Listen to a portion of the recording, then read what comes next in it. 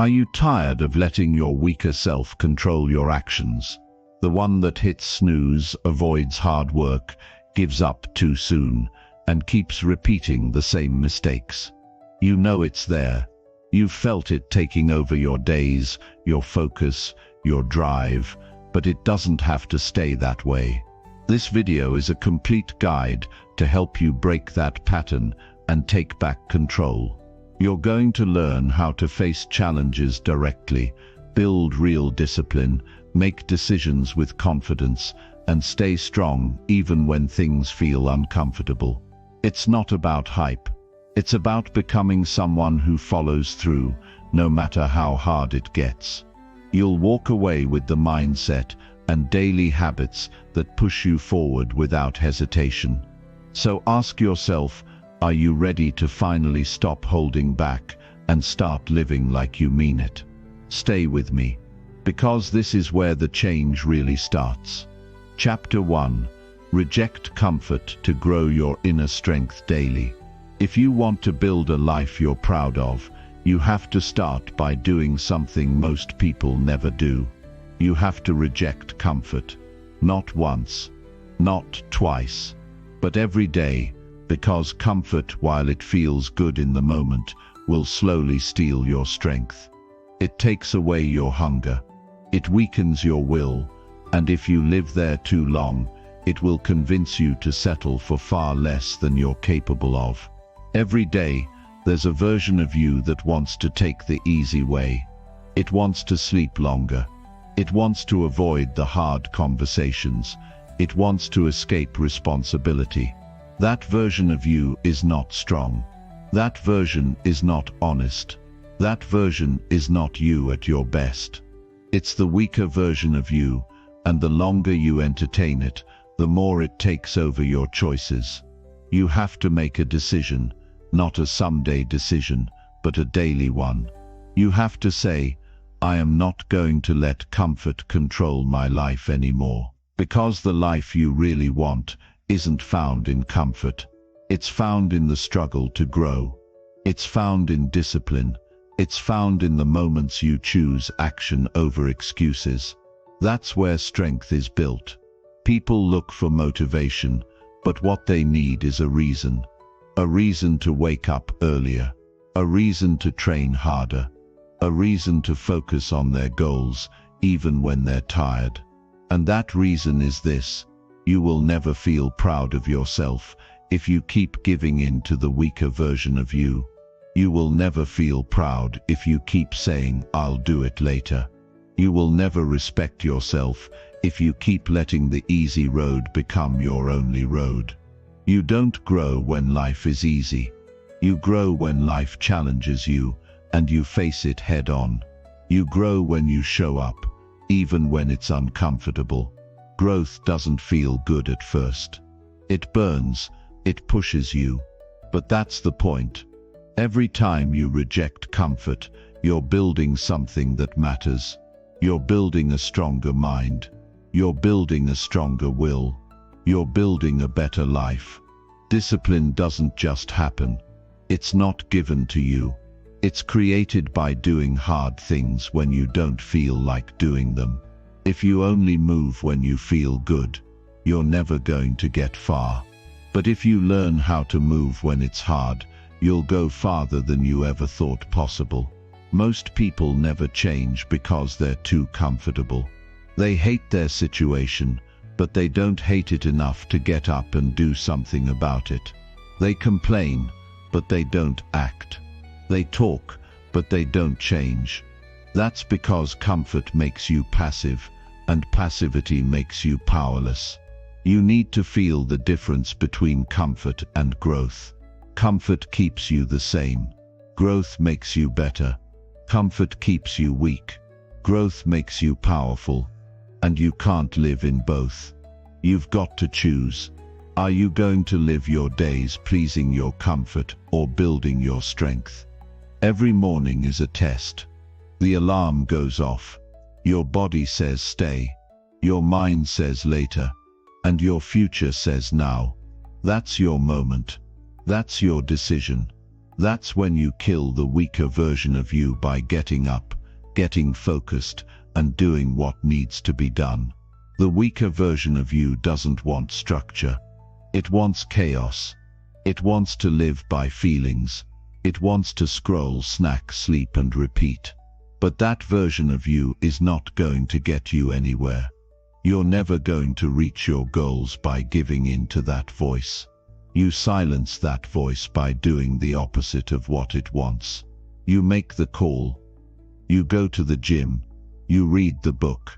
You stay disciplined. And you do it not because it's easy, but because it's right. You don't need more time. You don't need more motivation. You need more action. Action that hurts a little. Action that requires effort. Action that challenges who you've been. The more you reject comfort, the more you make room for personal power. Power to do hard things. Power to keep promises to yourself. Power to build a life that feels strong from the inside out. The weaker version of you will try to justify everything. I've worked hard already. I deserve to relax. One day off won't hurt. But that's the trap. That's the excuse. And the more you listen to it, the more control it has over your life. You have to look that voice in the eye and say, "Not today. I don't want easy. I want growth. I want results. I want to feel proud when I go to bed at night." Growth happens in the choices nobody sees. When you choose to work instead of wasting time. When you choose to keep going instead of quitting. When you choose to stick to your plan, even when distractions try to pull you away. That's how strong people are made. You want to feel different. Start acting different. You want to be stronger. Do the things your weaker self avoids. You want to respect yourself. Do things that earn your own respect. It's not about being perfect. It's about showing up again and again and again, even when it's uncomfortable. Especially when it's uncomfortable. You will never become the person you were meant to be if you're always looking for the easy way.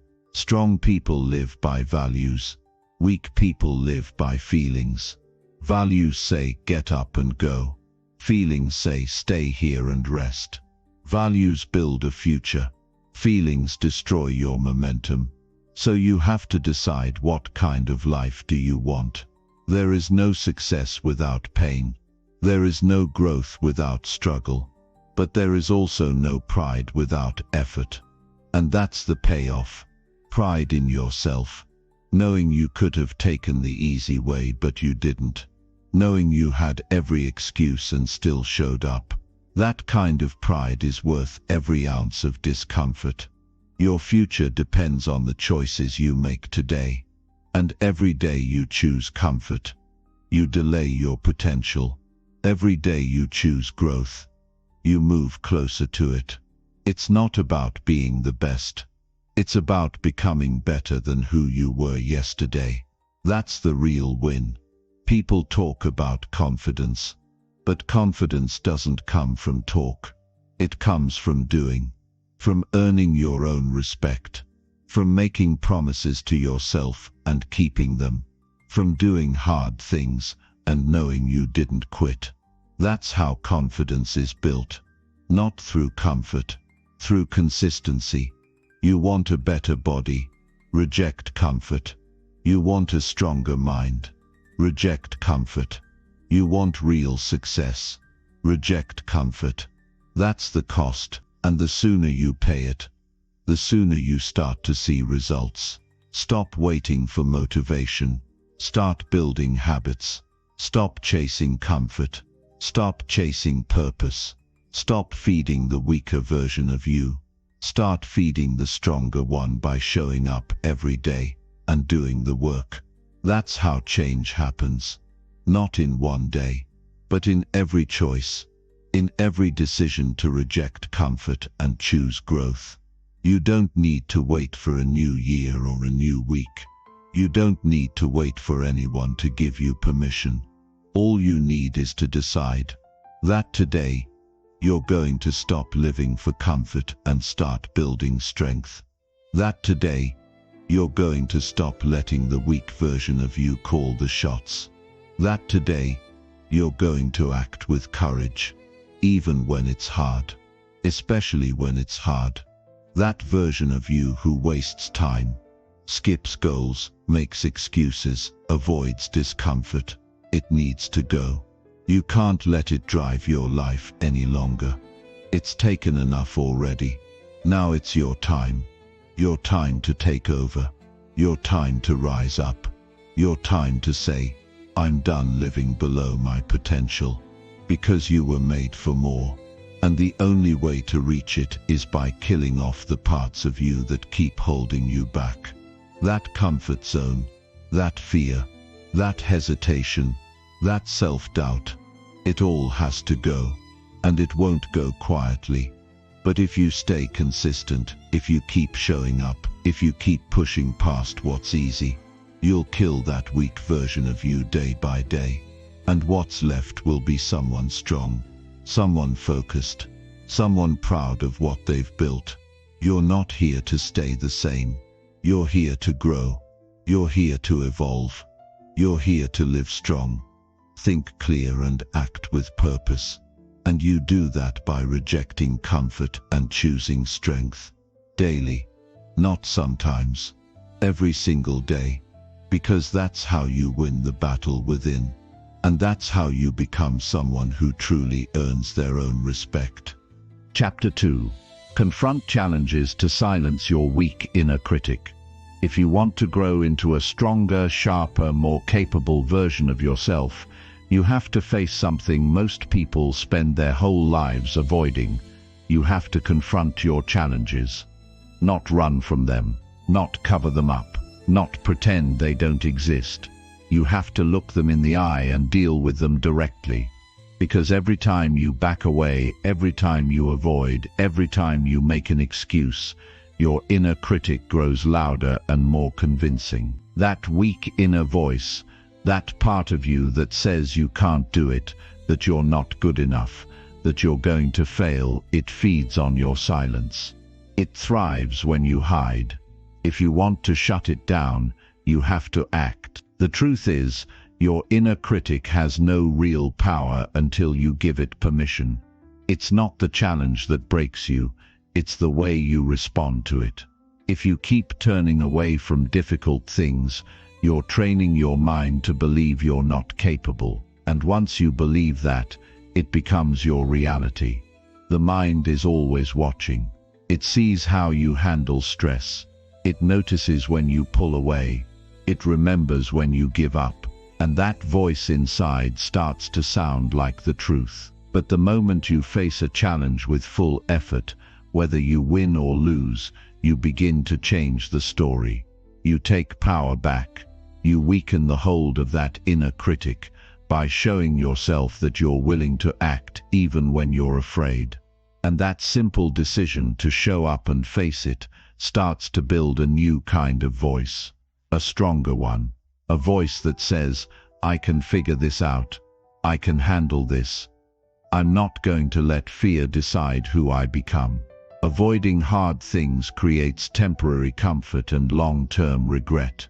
Facing hard things creates temporary discomfort and long-term strength. There's a choice to make, and you're making it every day whether you're aware of it or not. Every challenge you avoid stays with you. It grows. It follows you into other areas of your life. It limits your decisions. And eventually it shapes your identity. You start thinking of yourself as someone who just isn't good under pressure. Someone who never finishes. Someone who cracks when things get real. That's not who you are. That's just who you've become. Because you listened to the wrong voice for too long. Challenges aren't problems. They are mirrors. They show you who you are right now. Not who you say you are. Not who you hope to be. But who you've trained yourself to be. If you avoid pressure, you're not building any mental strength. If you run from fear, you're not learning courage. If you stay small to feel safe, you're not growing. You're surviving, not living. The weak inner critic loves when you doubt yourself. It loves when you question your ability. And it loves when you walk away from something just because it's hard. That voice feeds on hesitation. It uses your fear as fuel. And the only way to shut it down is through action. Not planning, not talking, not waiting. Action. That's the language it understands. That's the only thing it respects. Every time you take action in the face of discomfort, you drain its power. And every time you avoid, you make it louder. You silence that critic by doing what it says you can't do. You speak back through your behavior. You don't have to argue with the voice. You don't have to explain yourself. You just have to show up and do the work. You don't have to feel ready. You just have to be willing. And if you keep showing up with that kind of attitude, that critic inside starts to lose its grip on you. There's a reason challenges feel heavy. They test more than your skill. They test your commitment. They ask one simple question: do you mean it? You say you want to improve, but do you mean it enough to go through discomfort? You say you want to be respected, but do you mean it enough to be disciplined when nobody's watching? You say you want change, but are you willing to pay the price? It's easy to look good when life is easy, but real strength shows when nothing feels good and you keep going anyway. The people who grow, the people who become leaders in their own lives, are the ones who face the uncomfortable parts of their journey instead of hiding behind distractions. They face what scares them. They face what makes them doubt. They face what they've been avoiding for years. Not because they're fearless, but because they understand that fear is not a reason to stop. It's a reason to go. The critic in your head will always sound convincing if you give it room to speak and nothing to challenge it. But it only speaks from what you've done before. It pulls evidence from your past. And the more you take on challenges today, the more you rewrite that evidence. You create new examples, new wins, new stories. That's how you change your self-image. You don't change it by reading quotes. You change it by doing things that force you to grow. You change it by confronting what's difficult and pushing through it, no matter how messy or uncomfortable it feels.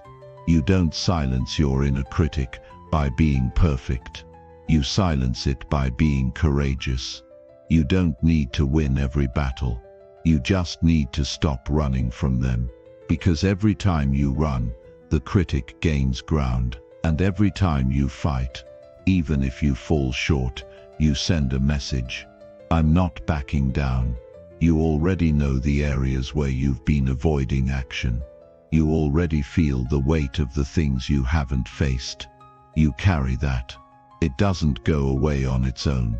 You carry it into your thoughts, into your self-talk, into your relationships. It eats away at your confidence. But when you turn and face those areas, when you finally say, I'm tired of being stuck, you start to feel different. Not because the challenge is gone, but because you've decided to deal with it. It's not about being fearless.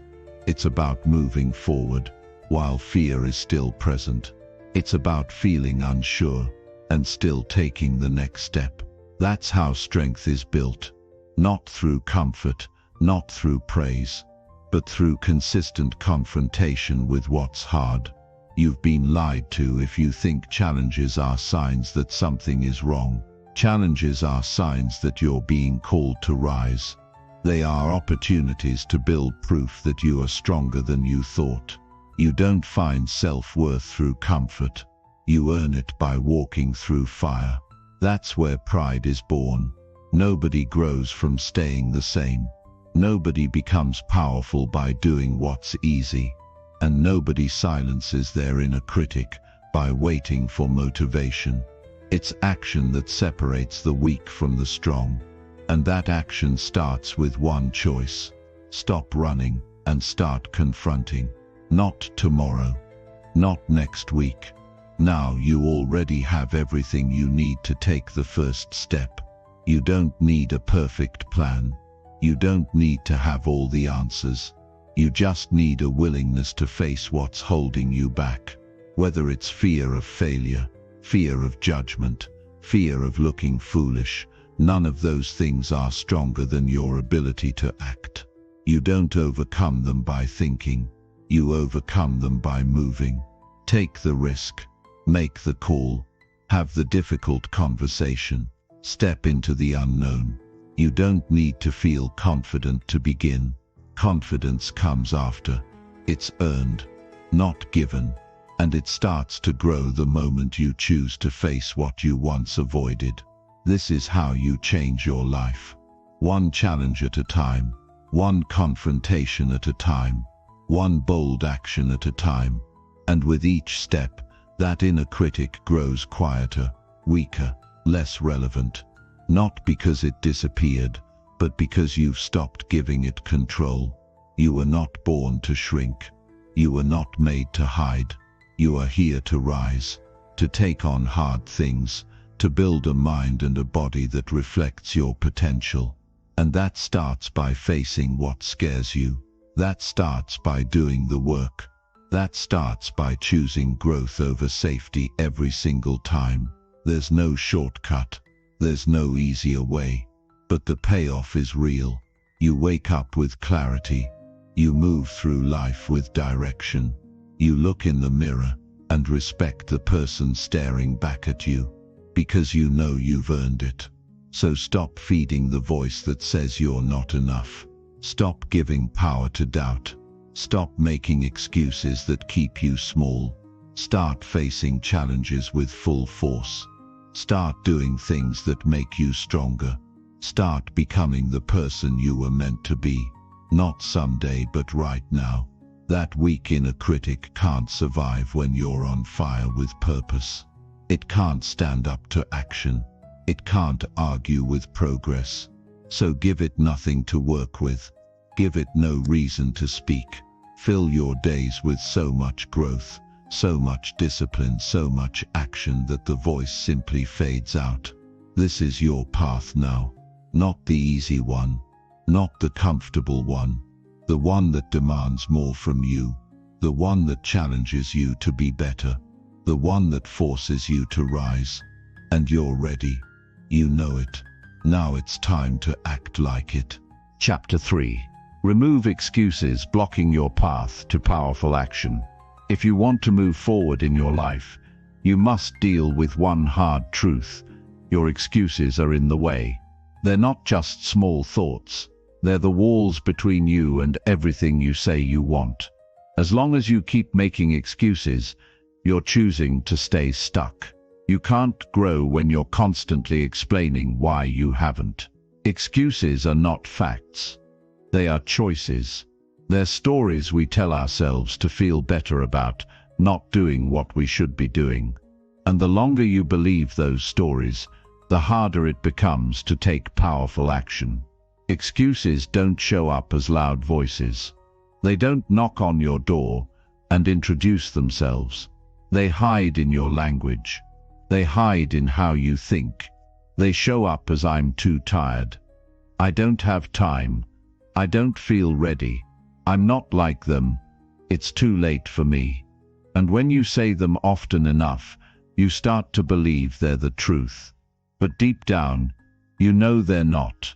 Deep down, you know they're the chains that keep you from moving forward. You have to call them out for what they are. Excuses are decisions to do nothing. Every time you make one, you've already chosen not to grow. You've already decided not to change. And that's why you feel stuck.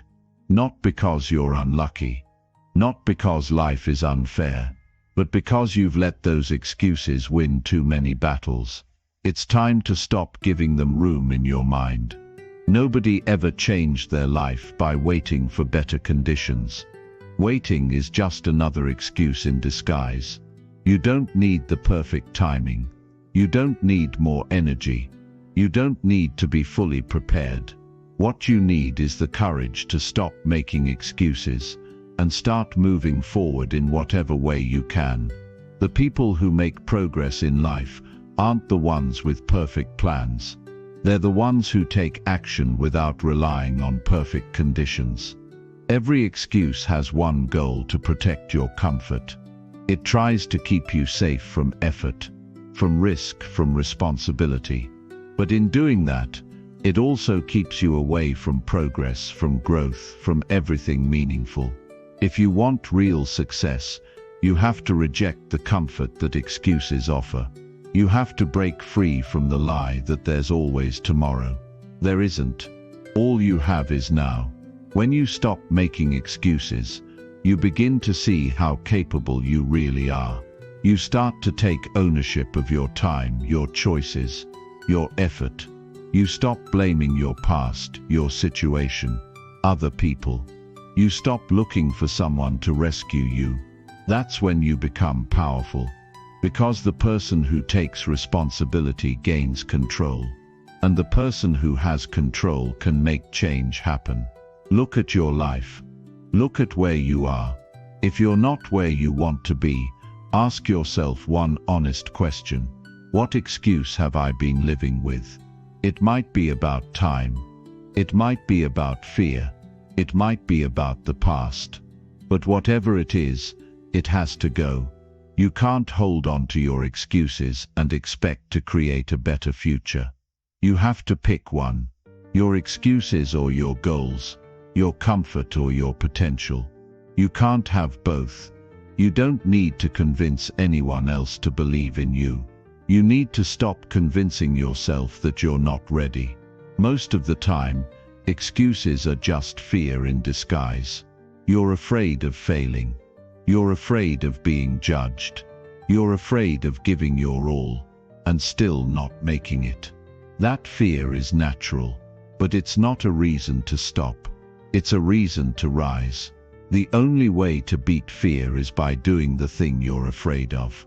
And the only way to move past excuses is to act while the fear is still there. You're not going to wake up one day and suddenly feel ready. Readiness is not a feeling. It's a decision. You don't get more confident by waiting. You get confident by showing up, by trying, by failing, by learning, by improving. Confidence is built through action, not preparation. And the people who get ahead are not the ones who make the fewest mistakes. They're the ones who stop hiding behind excuses and start doing the work. The longer you protect your excuses, the longer they protect your weakness. Every time you say, "I can't," you reinforce that belief. Every time you say, "It's not possible," you close another door. Excuses shrink your vision. They cut down your options. They destroy your energy. You have to see them for what they are. Mental habits that keep you small. And like any habit, they can be broken. But you have to want to break them more than you want to feel safe. Stop saying you don't have time. You have time for what matters. If it's not a priority, just admit that. But don't lie to yourself and say it's about time. It's about choices. Stop saying you don't know how. You can learn, you can figure it out. You can ask questions. You can fail and try again. You've done it before. You're not helpless. You're capable. Stop saying you're too tired. You're tired because your energy is being wasted on things that don't matter. Excuses drain you. They wear you down. When you take action, you create energy. You build momentum. You stop surviving and start living. Action creates clarity. You won't figure it all out before you begin. But if you begin, you'll learn what works. You'll learn what doesn't. And that's how you grow. Sitting still with your excuses only brings confusion. Movement brings insight. Discipline brings peace. Work brings results. No one is going to push you harder than you push yourself. If you keep waiting for someone to come along and take your excuses away, you'll be waiting forever. Nobody can do that for you. This is your job. This is your responsibility. And when you finally remove those excuses, you will feel something powerful, a sense of freedom. Because now, nothing is stopping you. Now it's all on you. And that's not a burden. That's a gift. Excuses are heavy. They carry guilt, frustration, regret. But when you stop making them, you lift that weight. You make room for action. You make room for improvement. You start seeing the possibilities instead of the problems. You start feeling like you're in control again. And that's when you begin to grow. Don't let your past mistakes become your excuses today. Just because you've failed before doesn't mean you'll fail again. Just because you've been inconsistent doesn't mean you can't be disciplined now. You can start fresh. You can decide right now that your past will not be the reason you hold back anymore. The strongest people you see weren't born without excuses. They had the same doubts, the same fears, the same distractions, but they made a different choice. They chose to do the hard thing anyway. They chose action. They chose responsibility. They chose growth, and they paid the price. That's why they live with strength now. Not because life made it easy, but because they stopped letting excuses run their life. Start paying attention to your own language. Start noticing when excuses try to show up. Catch them, expose them, replace them. Every time you hear yourself say, "I can't," ask why not. Every time you say, "It's hard," remind yourself that's not a reason to quit. Every time you say, "I don't have time," ask where your time is really going. Every excuse has a pattern. Break it by changing your response. You have something important inside you. Potential, ideas, dreams, drive. But it's buried under your excuses. You have to dig it out. And you do that with honest work, with bold action, with relentless responsibility. You're not going to get there by hiding from it. You're going to get there by attacking what's in the way. Nobody cares how many reasons you have. What matters is what you do. Life rewards action. It respects effort. It notices the person who shows up, especially when it's hard. Excuses might comfort you for a little while, but they will never build anything lasting. They don't lead to results. They don't bring progress. They don't make you proud. If you want to feel proud of who you are, if you want to feel real power in your decisions, you have to take the long road. You have to do things you've avoided. You have to let go of the story that says you can't, and build a new one with every decision you make. You can either spend your life defending your limits, or you can break through them, but you can't do both. This is your chance to choose. This is your chance to take your excuses and bury them once and for all. You've wasted enough time explaining why things haven't worked. Now it's time to make them work. This won't be easy. Nothing worth doing ever is. But it will be worth it. Every step you take without an excuse adds to your strength. Every task you finish builds your pride. Every choice to act instead of complain sharpens your identity. You're not meant to stay stuck. You're not meant to stay small. You're meant to grow, and the only thing holding you back is the excuse you're still holding on to. Let it go and move. Move fast. Move strong. Move without apology. Your time is now. Your power is waiting. Your excuses are done. Chapter 4. Choose discipline over temporary pleasures every single day. If you want to build a life that means something, you have to make a hard but necessary decision every single day. You have to choose discipline over temporary pleasures. You have to pick what will make you stronger instead of what feels good right now. That's not always going to be easy. In fact, it's going to feel uncomfortable more often than not. But it's a decision that will separate you from everyone else who keeps starting and quitting, talking and never doing, wanting and never acting. Discipline isn't about being harsh, it's about being honest. It's about asking yourself what kind of life you want to live, and then doing the work that life demands, even when it's inconvenient. There's a voice in your head that wants the quick win. It wants the fast food, the scrolling, the extra hour of sleep. It wants pleasure without effort. That voice will always be there. It never gets tired of tempting you, but the more you listen to it, the further you drift from the version of you that you respect. When you choose temporary pleasure, you give away long-term pride. That extra hour of rest might feel good in the moment, but what does it take from you? It steals your momentum. It weakens your resolve. It creates a habit of softness. On the other hand, when you get up early to work, to train, to build, what do you gain? You gain trust in yourself. You gain results. You gain progress. And most importantly, you gain proof that you are in control. Discipline teaches you who's in charge. Every time you act with discipline, you remind yourself that feelings do not rule your life, decisions do. Most people live by emotion. If they don't feel like doing it, they don't. But feelings are temporary. They change with the weather.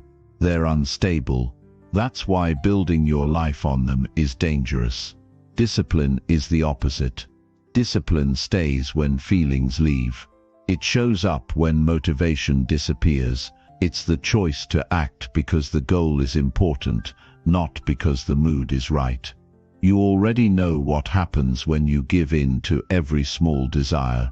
You know what it's like to go another week without progress. You've felt the weight of regret, of missed opportunities, of wasted time.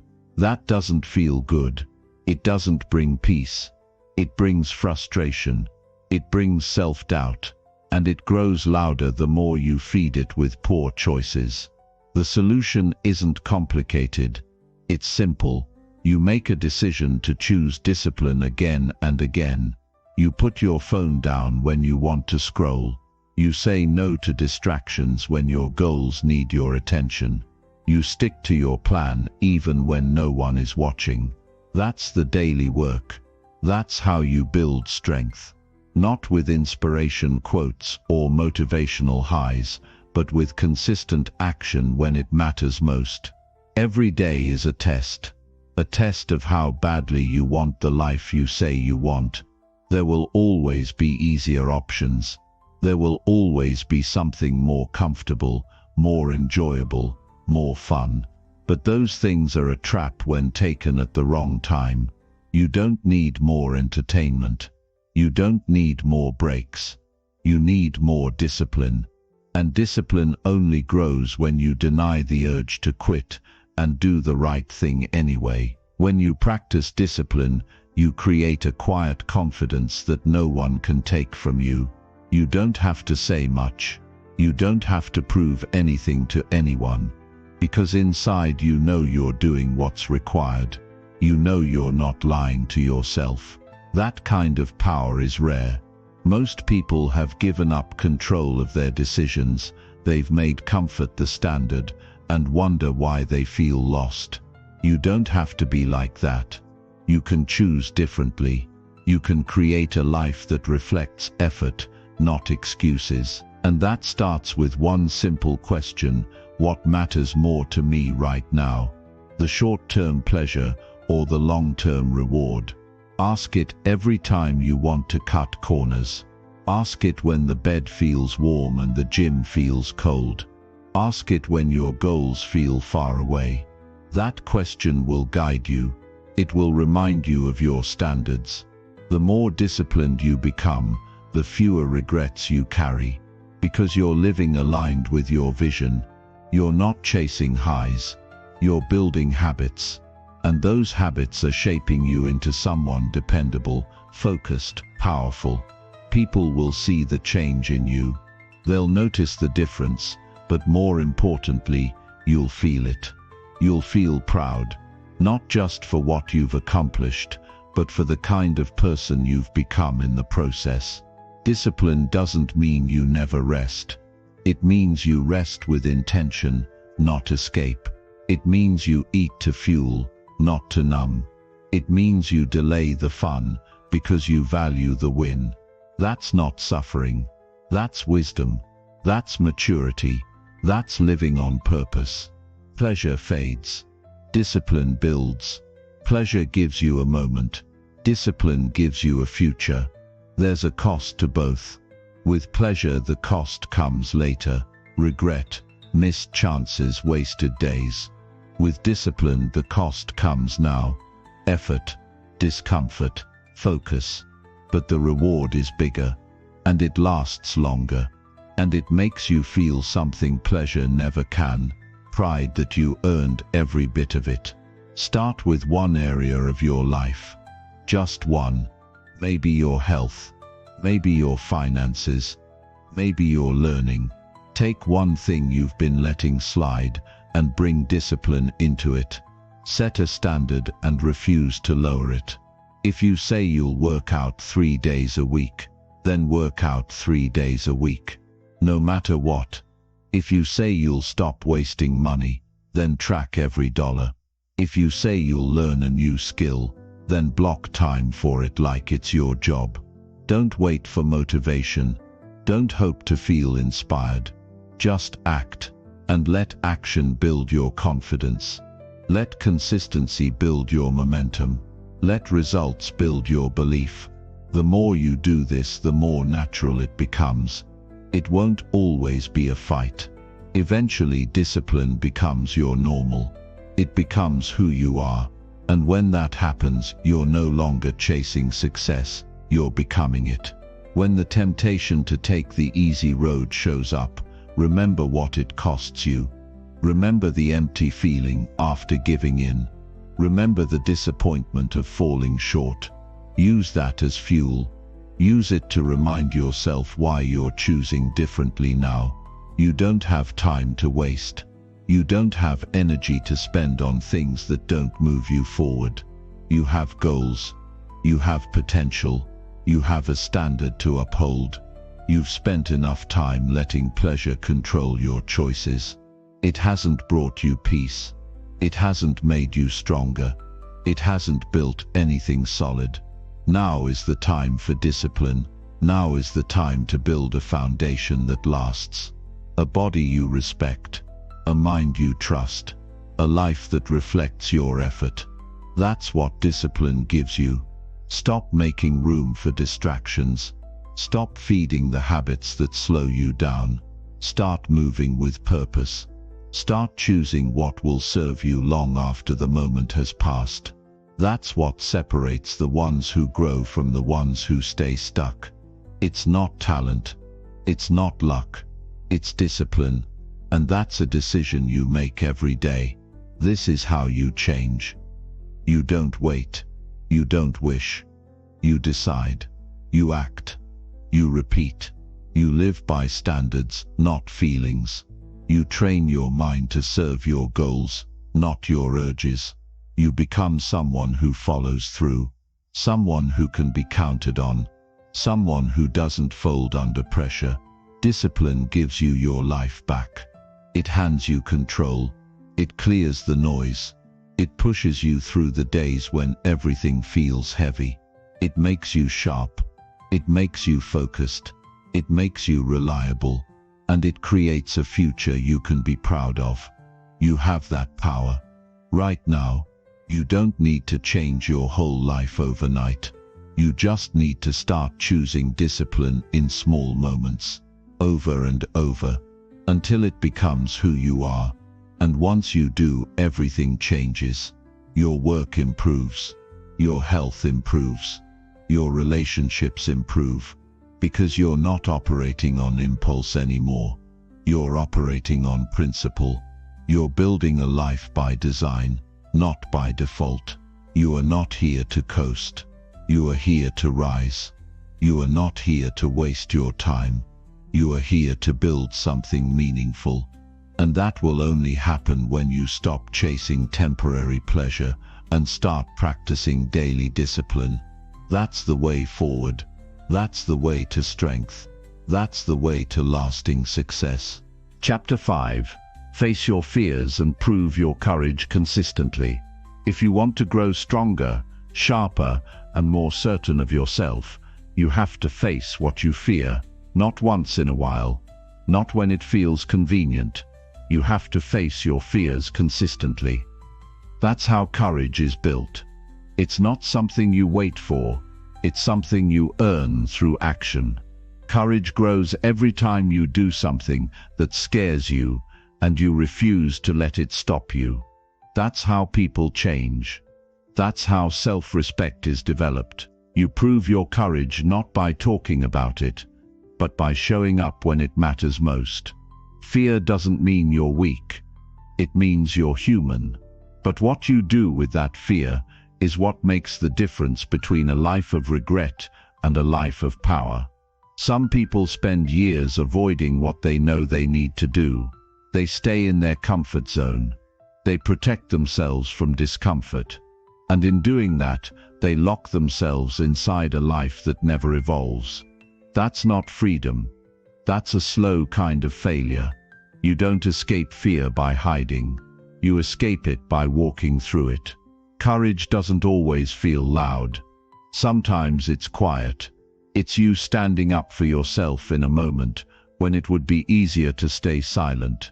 It's you choosing to try again after failing. It's you walking into the unknown without guarantees. That's real bravery. That's what it means to lead yourself. You don't need the world to tell you you're strong. You need to look at your own behavior and know that you did what needed to be done, even when it was uncomfortable. Fear will always look for a way in. It will always whisper the worst-case scenario. It will show you everything that could go wrong. But here's the truth. Most of the things you fear never happen. They live in your imagination. They grow because you feed them with inaction. The longer you avoid facing something, the bigger it feels. But once you do face it, you realize it wasn't as powerful as you believed. It's your movement that takes the power away from fear. It's your courage that puts fear in its place. The most important battles you'll ever fight are not external. They happen inside your mind. You face them when you sit in silence and confront what you've been running from. You face them when you choose to stop pretending. You face them when you stop lying to yourself and finally admit that fear has been running your life. That moment, when you finally say, "Enough," is the beginning of change. That's when everything starts to shift. You can't just wish fear away. You can't trick yourself into courage. You have to earn it by doing the hard thing again and again. You make fear smaller by making yourself stronger. You don't wait to feel brave. You take the action and let the courage grow after. Every time you prove that fear doesn't control you, you build a new standard for yourself. You raise the bar. You prove that you are more than your doubts. Fear is not your enemy. It's a sign that you're on the edge of something important. The people who achieve great things in life feel fear too. But they've trained themselves to move through it. They've decided that growth is more important than safety. They've made it clear to themselves that a small, safe life is not the life they're willing to live. You need to make that same decision. You need to draw a line and say, "I won't let fear decide what kind of life I build." What are you avoiding right now? What conversation? What challenge? What decision? Whatever it is, you already know that facing it would make you better. You already know it's costing you time, energy, and peace. So stop letting it control you. Take one step, one call, one action. It doesn't have to be perfect. It just has to be real. That's how momentum starts. That's how strength is built. You weren't born to live scared. You weren't built to play small. You were made to grow, to move, to lead. But none of that happens while hiding. It happens when you put yourself in the fire and refuse to back down. It happens when you show up, even if your hands are shaking. It happens when you stop giving fear a seat at the table. There's a voice in your head that wants to keep you where you are. It tells you you're not ready. It tells you you'll fail. It tells you people will laugh. That voice has no power unless you give it power. You need to replace it with action. You need to prove it wrong every day. Not with words, with effort, with movement, with progress. Courage is a habit. It's something you build through repetition. You train it like you train a muscle. The more you face hard things, the more natural it becomes to act. And the stronger that habit becomes, the less fear can stop you. You won't be perfect. You'll still feel resistance, but you'll move anyway. And that's what makes the difference. Fear wants you to believe that taking the risk will destroy you. But the real destruction comes from never taking it. A life without courage becomes a life without progress.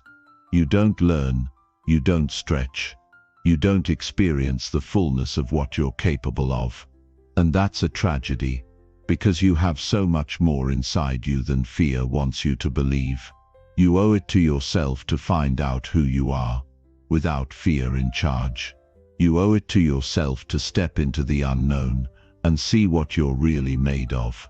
Not because it's easy, but because it's necessary. You grow by challenging your limits. You grow by pushing past what's comfortable. You grow by showing yourself that fear doesn't decide the outcome, you do. Start small if you need to. Take the call you've been avoiding. Share your idea, even if your voice shakes. Say no when you've always said yes. Speak up for yourself even if you feel uncertain. These small moments add up. They change how you see yourself. They build your identity. They teach you that courage is available, but only if you take it. You don't need to eliminate fear. You need to learn how to live with it without letting it stop you. You need to build your life on values, not on emotions. Fear is just a feeling. It doesn't have the right to control your actions. You give it that right, or you take it away. That's your choice. There will be days when fear feels heavy. That's okay. You don't have to feel strong to be strong. You don't have to be fearless to take action. What matters is that you keep showing up. Keep proving to yourself that you can handle it. Because you can. You've handled hard things before. You've come through storms. You've made it through doubt. And you can do it again. Real courage is doing the right thing when it's the hardest thing. It's choosing truth over silence, growth over comfort, action over fear. And once you start living that way, you feel different. You walk with more confidence. You think with more clarity. You move through the world with more purpose. Fear is not something to be ashamed of. It's something to be mastered. Everyone feels it, but not everyone uses it. You can use it. You can let it remind you that you're on the edge of growth. You can let it push you forward instead of hold you back. That's what powerful people do. They turn fear into fuel. Your life will change the moment you stop running. The moment you stop waiting for certainty. The moment you decide to face what's been holding you back. That moment becomes a turning point. You'll remember it. Not because everything became easy, but because you became brave enough to do the hard things anyway. The world doesn't need another person hiding behind fear. It needs people who are willing to live with courage, to speak the truth, to chase their vision, to take action when most people freeze. That's how you lead. That's how you grow. That's how you build a life worth living. You have the strength inside you. Not someday, right now. You just need to use it. One decision at a time, one act of courage at a time, one bold move at a time. And if you stay consistent, you'll look back and realize that fear didn't stop you. It shaped you. You'll feel the difference in your energy, your mindset, your progress. Because now you're not controlled by fear, you're driven by purpose. And that purpose is bigger than any fear you'll ever face. That's the life you deserve. A life of courage, a life of progress, a life where fear doesn't win anymore. Chapter 6. Demand greatness from yourself without seeking anyone's approval. You become powerful the moment you stop waiting for someone else to tell you you're good enough. You stop needing permission. You stop chasing recognition. You stop lowering your standards just to fit in. Your greatness doesn't need validation. It needs action. It needs truth. It needs your full effort every single day, whether anybody sees it or not.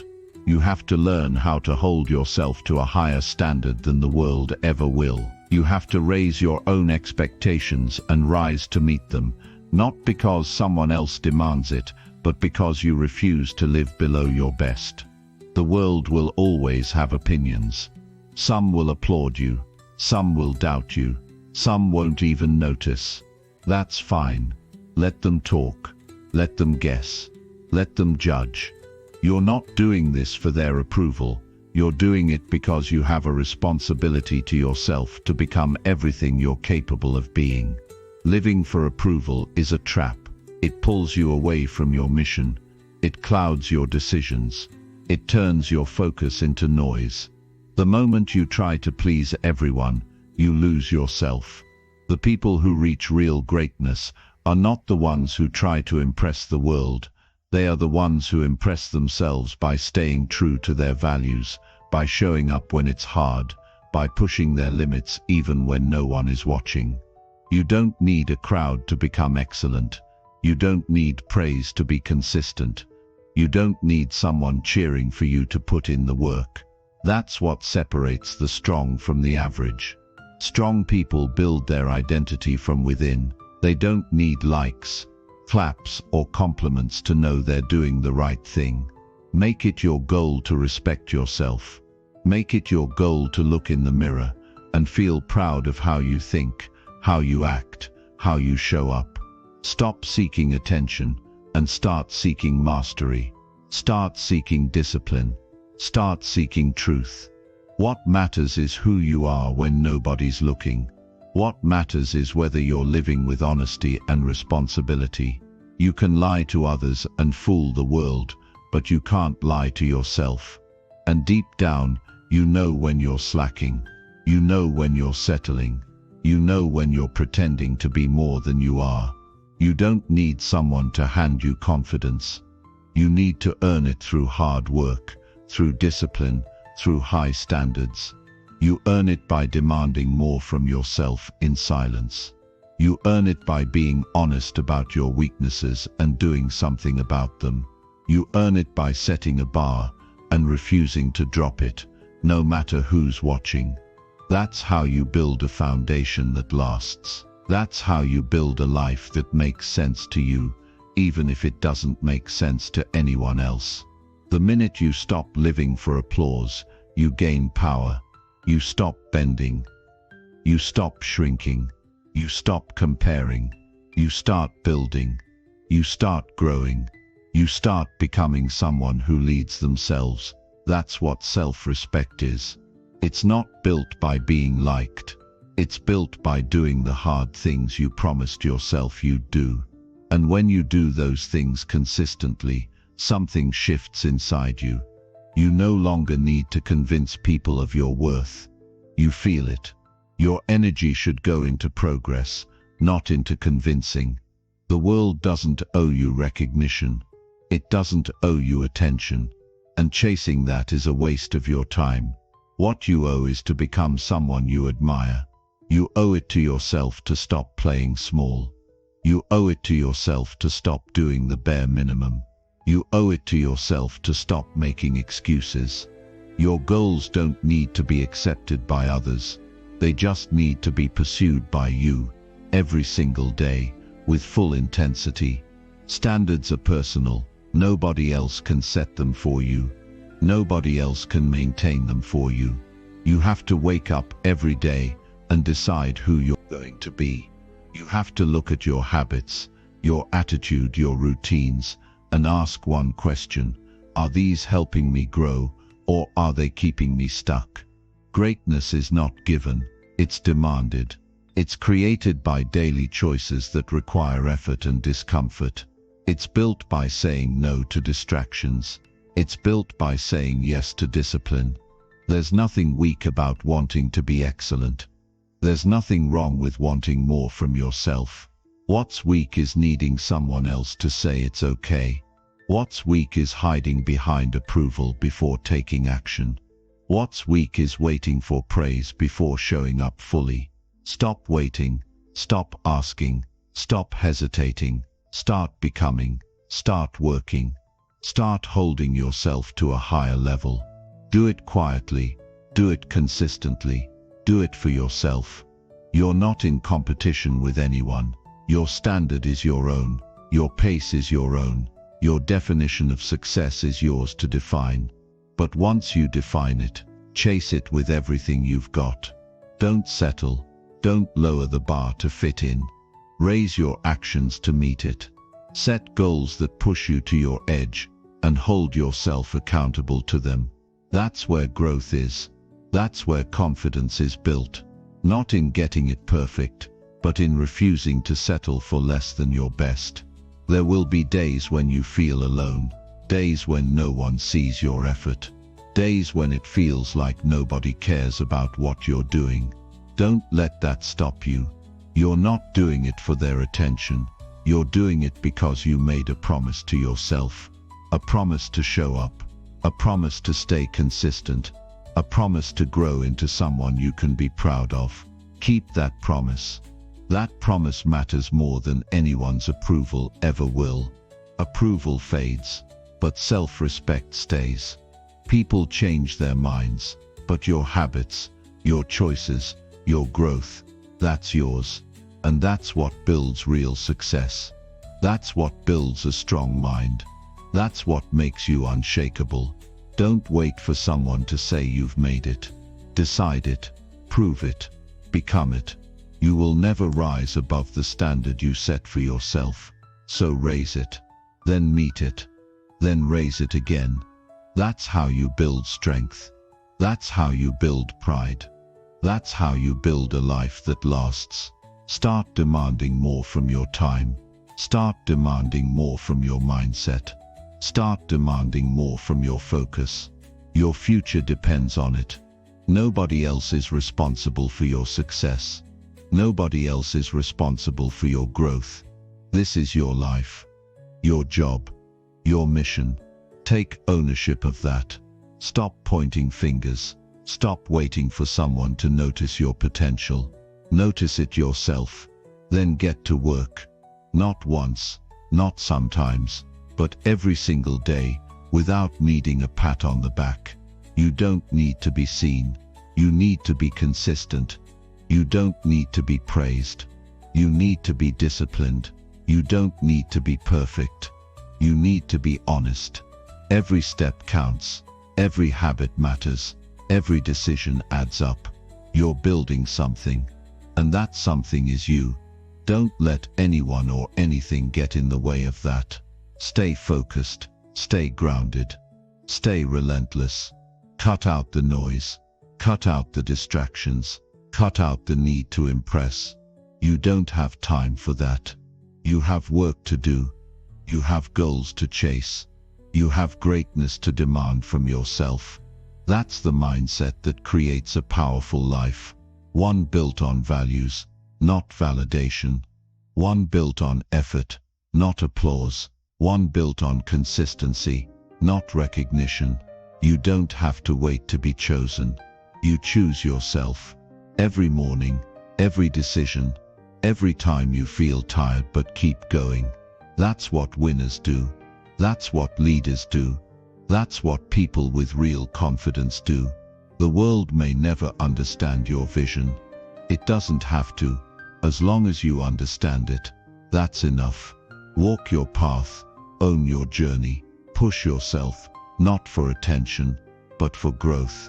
Demand greatness, not from the world, but from the person in the mirror. And do it until there's no question about who you are and what you're capable of. You don't owe the world anything, but you owe yourself everything. Everything you've got. Every ounce of effort. Every bit of discipline. Every moment of focus. That's how you rise. That's how you earn respect. Not from others, but from yourself. And that kind of respect is unshakable. That kind of respect becomes your power. So stop seeking. Start building. Start growing. Start showing up like someone who takes themselves seriously. Like someone who doesn't beg for approval. Like someone who demands greatness. Not from others, but from within. Every single day. Chapter 7. Overcome laziness and make progress your new habit. Laziness is not just doing nothing, it's doing less than you're capable of. It's knowing there's more in you, but choosing the easier way out. It's postponing progress for comfort. And over time, that comfort becomes a prison. It traps your energy. It steals your time. It kills your momentum. You start making excuses for why you didn't do what needed to be done. You begin settling for just getting by, and eventually you stop recognizing the person you could have been. That's the cost of laziness. Missed growth, wasted potential, and quiet regret that follows you everywhere. Progress doesn't come from motivation. It comes from movement. You have to learn how to act without waiting to feel ready. Because lazy habits aren't removed by reading quotes or setting goals. They're replaced by daily effort. They're replaced by choices that challenge your comfort. You beat laziness by refusing to listen to the voice that tells you to stay still. That voice will always be there. It sounds reasonable. It says things like start tomorrow, just rest for a little, or you'll do better later. But that voice is lying. It wants to delay your growth. It wants to keep you weak. You beat it by building a new voice, one that says start now, one that says do it anyway, one that says no more delays, and the only way that voice gets louder is by acting on it. Every time you push yourself to do what you've been avoiding, you make that voice stronger. That's how progress becomes a habit. You don't wait for the right moment, you create it. You take one step, then another, and soon you look back and realize you're no longer stuck in the cycle of laziness. You're moving forward. Laziness grows stronger the more you feed it. You feed it by doing nothing. You feed it by scrolling, complaining, procrastinating. It wants your energy because it knows that once it has it, you'll be too tired to chase anything meaningful. But when you begin your day with purpose, when you choose to act even when you don't feel like it, laziness has no power.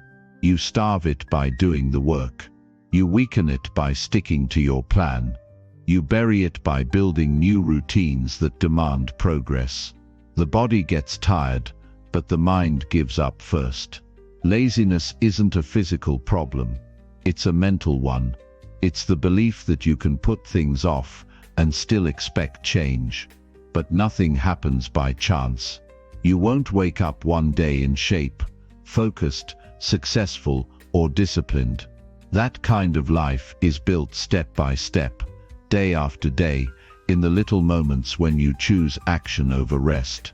Not forever, just today. Then again tomorrow, and again after that. That's how progress becomes your identity. Every goal you've set for yourself, health, money, career, mindset, it's waiting for you on the other side of action. Not massive action once in a while, but consistent effort every day. The people you admire aren't more talented. They've just decided that progress is non-negotiable. They don't ask themselves if they feel like it. They just get it done. That's the switch you need to flip. From feelings to discipline, from comfort to challenge, from waiting to doing. You've already wasted enough time. You've seen what happens when you delay. You've felt the frustration of not making progress. You've watched weeks pass without real change. That's not because you're incapable. That's because laziness got a seat at your table. It whispered lies. It distracted you. It convinced you that tomorrow was a better time to start. But there is no better time. The only time you have is now. And the moment you act, things begin to shift. There's no shortcut. No special secret, just consistent effort. You wake up, and you do what needs to be done. Even when you're tired. Even when you're overwhelmed. Even when nobody's watching. Because that's how habits are formed. Through repetition, through discipline, through showing up again and again, until it becomes who you are. You don't overcome laziness with emotion. You overcome it with structure. Set a schedule. Stick to it. Don't negotiate with it. Don't talk yourself out of the task. Just do the task. Make it your rule. Progress first, comfort later. That one change will transform your life. No more sleeping in. No more skipping goals. No more wasting hours on nonsense. You take control by deciding what matters and protecting it. Your time is your power. Don't give it to laziness. Don't spend your best energy on things that don't help you grow. Build routines that reinforce your goals. Break your day into simple steps. Start early. Get moving. Stay focused. Cut out the habits that slow you down. You don't need more hours. You need more intention. You need to stop drifting and start directing every hour towards something that matters. Small wins matter. Every time you finish a task, you teach your brain that effort brings results. Every time you follow through, you feel stronger. That's progress. It doesn't need to be flashy. It just needs to be real. And over time, it compounds. You gain confidence. You gain speed. You gain belief in yourself. And that belief turns into momentum. That's the cycle you want to live in. Not the lazy cycle of excuses and delay, but the progress cycle of action and growth. Stop chasing motivation. Start chasing responsibility. Start chasing consistency. Start chasing progress. Motivation is temporary. Progress is permanent. Progress gives you results. Progress gives you strength. Progress gives you proof. You don't need to feel amazing every day. You need to finish what you start. That's how you escape the trap of laziness. That's how you rise above it. Take inventory of your habits. Be honest. Where are you wasting time? What are you putting off? What's stealing your focus? What excuses are you using to avoid effort? Then eliminate them. Not later. Not when it's convenient. Now, replace every excuse with action.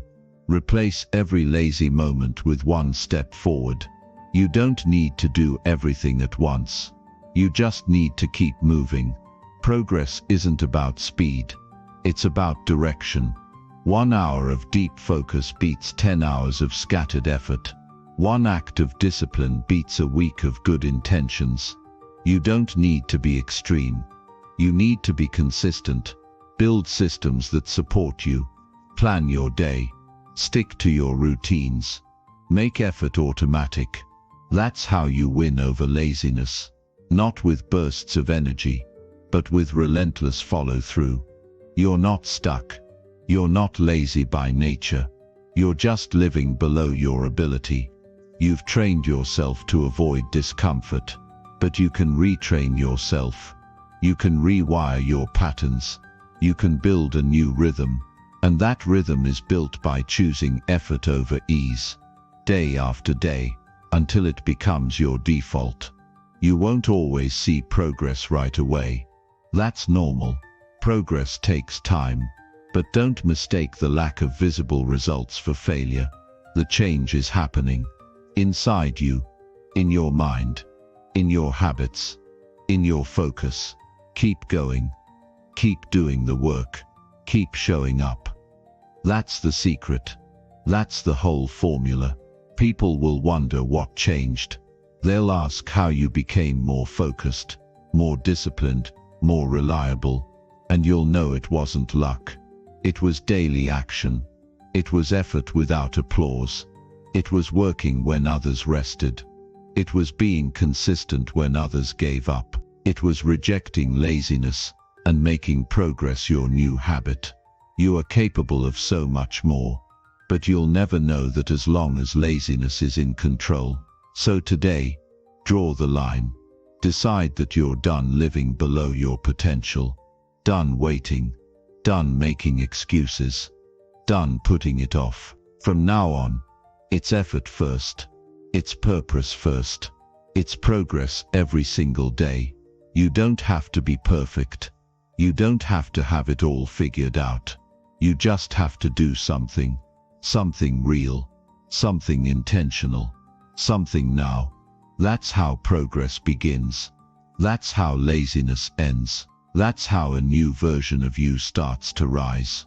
One step at a time, one task at a time, one win at a time. That's how greatness is built. And it starts with the decision to no longer let laziness lead your life. Chapter 8. Sacrifice short-term enjoyment for long-term pride and achievement. You are not here to live for the weekend. You are not here to chase comfort at the cost of growth. You are not here to keep choosing what feels good right now and then wonder later why your life looks the same. You are here to build something that lasts, something that reflects your effort, your choices, your strength. That kind of life does not come from pleasure. It comes from sacrifice. The decision to give up short-term enjoyment in order to earn long-term pride and real achievement. The truth is simple. What feels good right now often takes from what you want most. Every time you choose the easy thing, you delay the meaningful thing. You trade progress for a moment of escape. You trade clarity for temporary highs. You trade peace of mind for distraction. And every time you do that, you feed a habit that weakens your future. There is a cost to success. There is a cost to confidence. There is a cost to building a life that makes you proud. And the price is paid in daily sacrifice. The sacrifice of mindless entertainment. The sacrifice of late mornings. The sacrifice of impulsive decisions. The sacrifice of giving in to every urge. That's how people lose years, by constantly saying yes to now and no to later. You do that enough, and you wake up one day surrounded by comfort and filled with regret. Long-term pride isn't something you can buy. It's not something you stumble into. It's not given. It's earned. It's built through hours of hard work when nobody is watching. It's built through missed parties, through early mornings, through consistent choices that prioritize growth over pleasure. And when you live that way long enough, you gain something most people never feel. You gain pride that doesn't need to be validated by anyone else. The people who build real achievement don't live for the moment. They live for their mission. They are clear about what matters. They know that their time is valuable, that their energy must be protected, and that discipline is more valuable than instant reward. That's what keeps them focused. That's what keeps them moving forward when others are slowing down. You don't have to say yes to every invitation. You don't have to prove yourself through social approval. You don't have to spend every free hour chasing fun. You get to decide that your vision matters more, that your goals are not optional, that your time is limited, and you're going to use it wisely. This is your life. Not a game, not a vacation, not a series of distractions. And every day you live with that mindset, you put yourself one step closer to who you were meant to become. You have to be honest about what's stealing your time. You have to look at your days and ask, what am I doing that makes me feel good now but leaves me empty later? What habits keep me comfortable but leave me stuck? What routines feel easy but rob me of progress? That's the kind of self-awareness that changes everything. You stop pretending. You stop lying to yourself. You stop acting like the things you're doing don't have consequences. They do. Every day your future is being shaped by what you choose to value more, pleasure or purpose. Success requires saying no. No to laziness. No to wasted time. No to people who don't support your path. No to habits that drain you. You don't need to live a life of restriction. You need to live a life of intention. A life where you choose what matters most, not what's easiest. A life where you say yes to discipline because you understand where it leads. Temporary enjoyment feels good in the moment, but long-term pride feels good for life. That feeling of earning something, that feeling of overcoming yourself, that feeling of knowing you didn't take shortcuts, that's real power. That's what makes you walk taller. That's what builds lasting confidence. And it's only found through sacrifice. There will be times when you feel like you're missing out. Your friends will be relaxing while you're working. Others will be sleeping in while you're training. People will tell you to take it easy, to enjoy life more.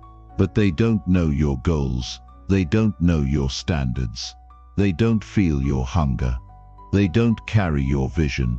So don't expect them to understand your discipline. Just stay focused, stay committed, stay locked in, because those who chase pleasure now usually chase answers later. But those who sacrifice now walk with peace later.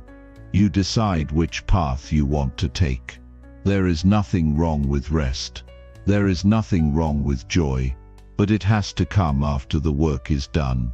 Celebration means nothing when there's no effort behind it. Enjoyment means more when it follows consistency. Rest hits different when it's earned. Until then, your focus should be on showing up, on getting better, on refusing to settle. Life is not about avoiding effort. It's about using your effort wisely. Your future self is depending on you, not to be perfect, not to be fearless, but to be disciplined enough to delay what feels good now for what will matter most later. That version of you is watching. That version of you is shaped by your daily choices. Every sacrifice you make, every moment you resist comfort, every task you complete, it all adds up. That's how you earn respect from yourself. That's how you build a life that doesn't need to be explained. You don't need to prove anything to the world. You don't need to impress anyone. You just need to make sure that when you look back, you're proud of how you spent your time. You're proud of how you handled your energy. You're proud of the habits you built, the effort you gave, the goals you hit.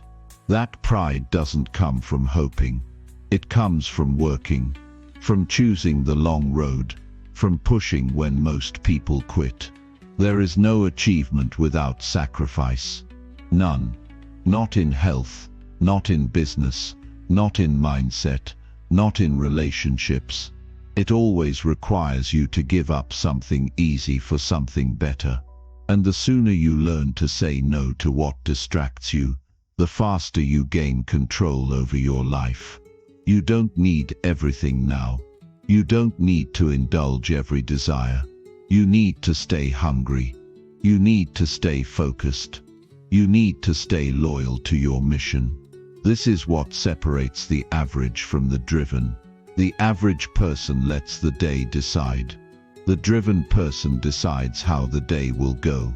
The average person escapes from pressure. The driven person uses pressure to sharpen themselves. The average person waits for motivation. The driven person acts out of principle. That's what you need. Not more comfort, more conviction. The pain of sacrifice is temporary, but the reward of achievement is permanent. The feeling of finishing what you started, the feeling of rising above old habits, the feeling of proving to yourself that you were capable all along. That's the kind of pride that stays with you. That's the kind of fulfillment no distraction can match. You already know what needs to be done. You already know what's pulling you off track. You already know the moments where you say yes when you should say no. That honesty is your starting point. Don't hide from it. Use it. Let it guide your choices. Let it sharpen your focus. Let it drive you to raise your standards. Stop pretending that success and comfort can live side by side. One has to win, and every day with every decision you decide which one it will be. Make the choice to push harder, to do more, to rise higher. Make the choice to say no to the thing that feels good but leaves you weaker. Make the choice to say yes to the thing that's hard but builds you into someone strong. This is your life. Not a game, not a warm-up, not a trial run. Every day is an opportunity to build or to destroy, to grow or to stay stuck, to become or to escape, and the results will show, not in one day, but over time, quietly, powerfully, in your habits, in your focus, in your results. That's the reward of sacrifice. That's the pride that lasts. Your future doesn't need more talk. It needs more action, more follow-through, more clarity. It needs you to stop living for the next pleasure and start living for the next breakthrough. It needs you to wake up and act like the life you want is possible, but only through discipline, only through sacrifice, only through a willingness to give up what feels good for what's right. You don't need another reminder. You don't need another reason. You need a decision, a strong one, a firm one, a daily one, that you will not continue to let short-term enjoyment rob you of long-term success.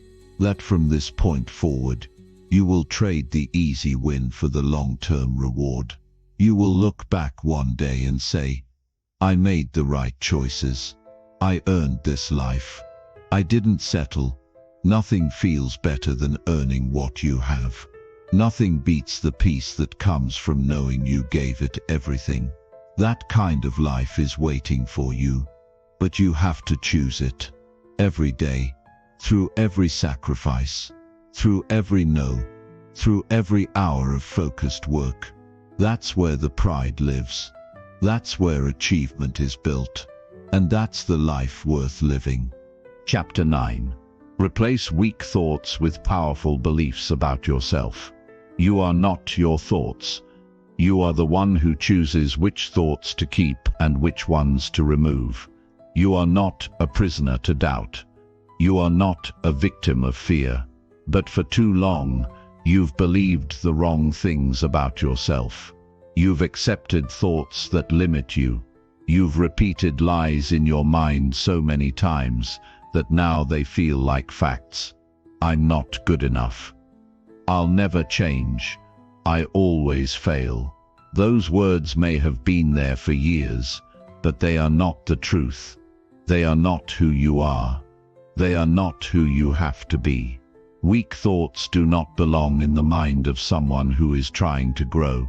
They only serve one purpose: to slow you down. They create hesitation. They create confusion. They create emotional pressure that keeps you stuck. And the worst part is, those thoughts often come from old moments in your life that no longer have any power unless you give it to them. A mistake you made, a word someone said, a time you were embarrassed. You stored that moment in your mind and turned it into a belief. But you are not that moment anymore. You are not that version of yourself. Thoughts only have power when you agree with them. The moment you decide to disagree, the moment you refuse to give in, they begin to lose strength. That's where your power begins, by learning how to respond to your own mind, not with emotion, but with truth, not with panic, but with certainty, not with weakness, but with belief. You are allowed to outgrow your old thoughts. You are allowed to replace every lie with something stronger. You are allowed to rewrite the way you speak to yourself. That's not delusion. That's called responsibility. You are responsible for what you allow to repeat in your head every day. And the longer you allow weakness to speak unchecked, the longer you'll live beneath your potential. Strong beliefs are not just words. They are commitments. They are choices. They are decisions that say, I will not think like a failure anymore. They are mental standards that say, I may not be there yet, but I'm moving forward. You don't need to pretend to be perfect. You don't need to fake confidence. But you do need to stop accepting thoughts that destroy your energy. You need to stop welcoming beliefs that make you feel powerless. Nobody else can fix your mind. That job belongs to you, and it starts with awareness. You have to become someone who notices what you think, questions what you say to yourself, and refuses to keep repeating what weakens you. I'm not ready turns into I will prepare. I always mess up becomes I'm learning fast. People won't support me changes to I will support myself. Every thought has an opposite. You choose which one lives. You don't need to wait for the world to believe in you. You need to believe in yourself enough to act without their support. You need to stand on your own mindset. You need to walk with thoughts that give you strength, not thoughts that pull you apart. Every day your self-image is shaped by the thoughts you repeat. Every day you become more of what you allow to take root in your mind. Strong people don't wait to feel positive. They practice thinking in ways that make them strong. They challenge their doubts. They argue with their limits. They talk to themselves with clarity. They take ownership of their thinking. You need to start doing the same. The words in your mind shape the actions in your day. Weak thoughts kill motivation before you even move. But powerful beliefs create momentum before you even start. Nobody is born with a strong mind. It is trained. It is built through discipline. It is shaped by daily practice. Just like the body needs effort to grow, the mind needs challenge to evolve. You can't expect to grow by thinking the same way you did last year. You have to upgrade your beliefs. You have to stop accepting every thought as truth. You have to become selective with what you think. There's a voice in your head that says you're behind. That voice is wrong. You're not behind. You're beginning. You're not late. You're right on time to change your thinking. Right now you get to choose. You get to decide that your thoughts will serve your goals. You get to make the decision that your mind will become your strongest weapon, not your greatest weakness. Progress in life always starts in the mind. Every new level of achievement begins with new thinking. You will not go higher than the way you think about yourself. You cannot create a strong future with a weak belief system. You must remove the thoughts that tell you to quit. You must replace them with beliefs that tell you to keep going. Some of those thoughts you carry were given to you by others. A parent, a teacher, a friend. Maybe they told you that you weren't smart enough, or that you weren't special, or that you wouldn't make it. Maybe you accepted that for years, but you don't have to carry it anymore. You are not required to keep someone else's opinion alive in your mind. Let it go. Replace it with a new voice. One that builds you. One that challenges you. One that lifts you up. This doesn't mean you never feel doubt again. It means doubt no longer controls you. It means you see it, and you choose to move anyway. That's what power looks like. Not perfection, but progress. Not fake confidence, but real belief backed by consistent effort. You need to start talking to yourself like someone who wants to win. You need to stop calling yourself names. You need to stop tearing yourself down over things that already happened. That version of you who made mistakes, who struggled, who failed, that version taught you something. It didn't define you. It prepared you. Don't let your past thoughts rob you of today's power. Build a system of thinking that supports your goals. Don't just react to life. Decide how you want to think about it. Build a mindset that says, I can handle this. Build beliefs that say, I grow through challenges. Build language that reflects strength, not fear. That is your foundation. That is your edge. You don't have to know everything. You don't have to have it all figured out. But you do have to believe that you can keep learning. You do have to trust that you have the ability to grow. You do have to hold the belief that you are worthy of progress, of change, of success. That's not arrogance. That's alignment. The mind is a battlefield, and the way you think determines whether you win or lose. The ones who win are not the ones who avoid negative thoughts. They're the ones who replace them, over and over, until thinking strong becomes natural, until self-belief becomes their habit, until the noise of weakness can't get through. Start paying attention to what you repeat to yourself. Every word you speak internally is shaping your future. Words like, I can't, I won't, I'm not ready. They are not facts. They are habits. They are scripts that need to be rewritten. You don't fix them with silence.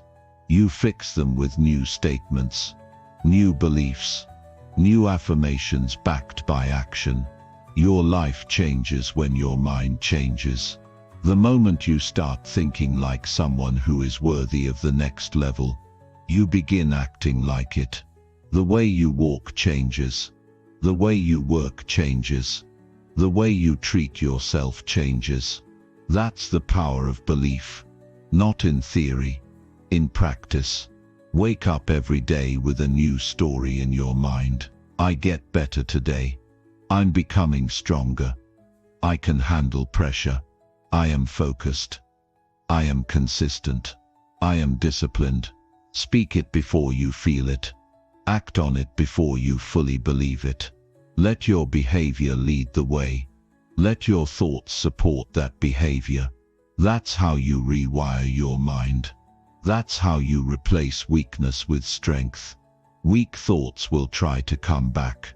That's their nature. But you'll be ready. You'll see them for what they are. Noise. You'll notice them. And you'll choose better. You'll protect your energy. You'll protect your focus. You'll stop giving your attention to thoughts that steal your strength. This is how you win. Not through perfect days. Not through endless motivation. But through a sharp, clear mind that knows what to believe, what to reject, and how to keep moving no matter what. This is how powerful people think. This is how leaders are built. This is how you become unstoppable from the inside out, with one strong belief at a time. Chapter 10. Ignore negative opinions and trust your inner voice completely. Most people never become who they could be because they give too much weight to opinions that don't matter. They hold themselves back trying to please everyone, trying to be accepted, trying to fit into spaces they've already outgrown. They hear one negative comment, one sarcastic remark, one dismissive tone, and suddenly their whole mindset shifts. They start questioning themselves. They start hesitating. They start overthinking. But your growth, your goals, your future, it can't be built on the approval of others. It must come from within. Your inner voice must be louder than their doubts. Your belief must be stronger than their noise. Not every opinion deserves your attention. Not every voice deserves your energy. Not every critic deserves a seat at your table. You don't need to respond. You don't need to explain. You don't need to defend your path. The moment you stop giving attention to negativity, you reclaim your focus. You take your power back. You begin to build a mindset that moves with confidence, not fear. And in that space, you start creating real progress. The people who have done the least will always have the most to say. They speak from limitation, not vision. They speak from insecurity, not understanding. They don't see what you see. They don't feel your hunger. They don't carry your dreams. So why let their words weigh so much? They have no authority over your potential. They don't know your inner work. They don't know your late nights, your quiet effort, your reasons for choosing this path. Stop looking for understanding from those who never tried. You weren't made to follow the crowd. You weren't made to shrink, to make others comfortable. You were made to grow, to push limits, to create your own standard. That can't happen when you're constantly worried about what others think. You can't build strength while trying to be liked by everyone. You can't chase greatness while trying to keep everyone's approval. The truth is, not everyone will support you. Not everyone will clap when you win. Not everyone will understand your choices. And that's okay. That's not your job to fix. Your job is to trust yourself. Fully, without hesitation, without apology. That voice inside you, the one that pushes you to grow, that tells you to take the risk, that won't let you quit. It's there for a reason. That voice is your guide. And the more you listen to it, the stronger it becomes. The more you follow it, the more aligned you feel. That's where peace is. Not in pleasing others, but in living your truth. There will be people who criticize what they don't understand. People who mock what they're afraid to attempt. People who project their limitations onto you. Let them. Their words say more about them than they ever will about you. And every second you spend focused on their opinions is a second stolen from your purpose. You don't have time to waste proving yourself to small minds. You have a mission. You have goals. You have standards. Focus on those. The louder the world gets, the quieter you must become. Because that quiet space is where your true voice speaks. That quiet space is where you remember who you are. Not what the world says. Not what the critics think. Who you truly are. And that clarity will guide you better than any outside advice ever could. You already know what you need to do. You already know what feels right. You already know the next step. But the noise makes you question it. The opinions make you pause. The judgment makes you hesitate. It's time to cut through that noise. It's time to start trusting your instincts again. The world may be loud, but your inner voice must be louder. It must be the final decision maker in your life. No one else knows your path like you do. They haven't seen your vision. They haven't felt your battles. They haven't lived your life. So stop letting them write your story. Take the pen back. Write it with clarity. Write it with strength. Write it with full ownership. That's how you begin to build a life that feels real.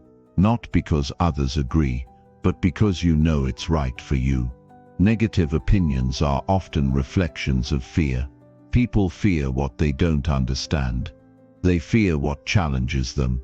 They fear what reminds them of what they're not doing.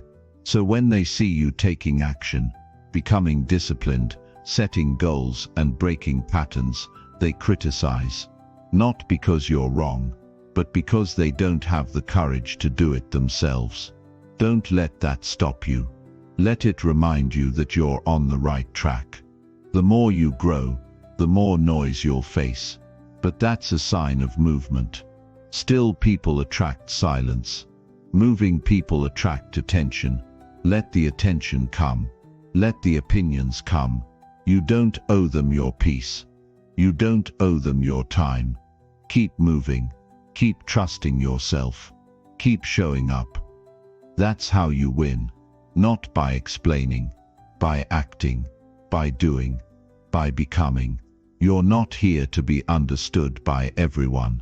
You're here to live with purpose, to rise above distraction, to stay focused on what truly matters. The world will always have something to say, but none of it matters more than your own truth. And once you commit to that, fully, without flinching, you become unshakable. Start building a relationship with yourself that's stronger than outside opinions.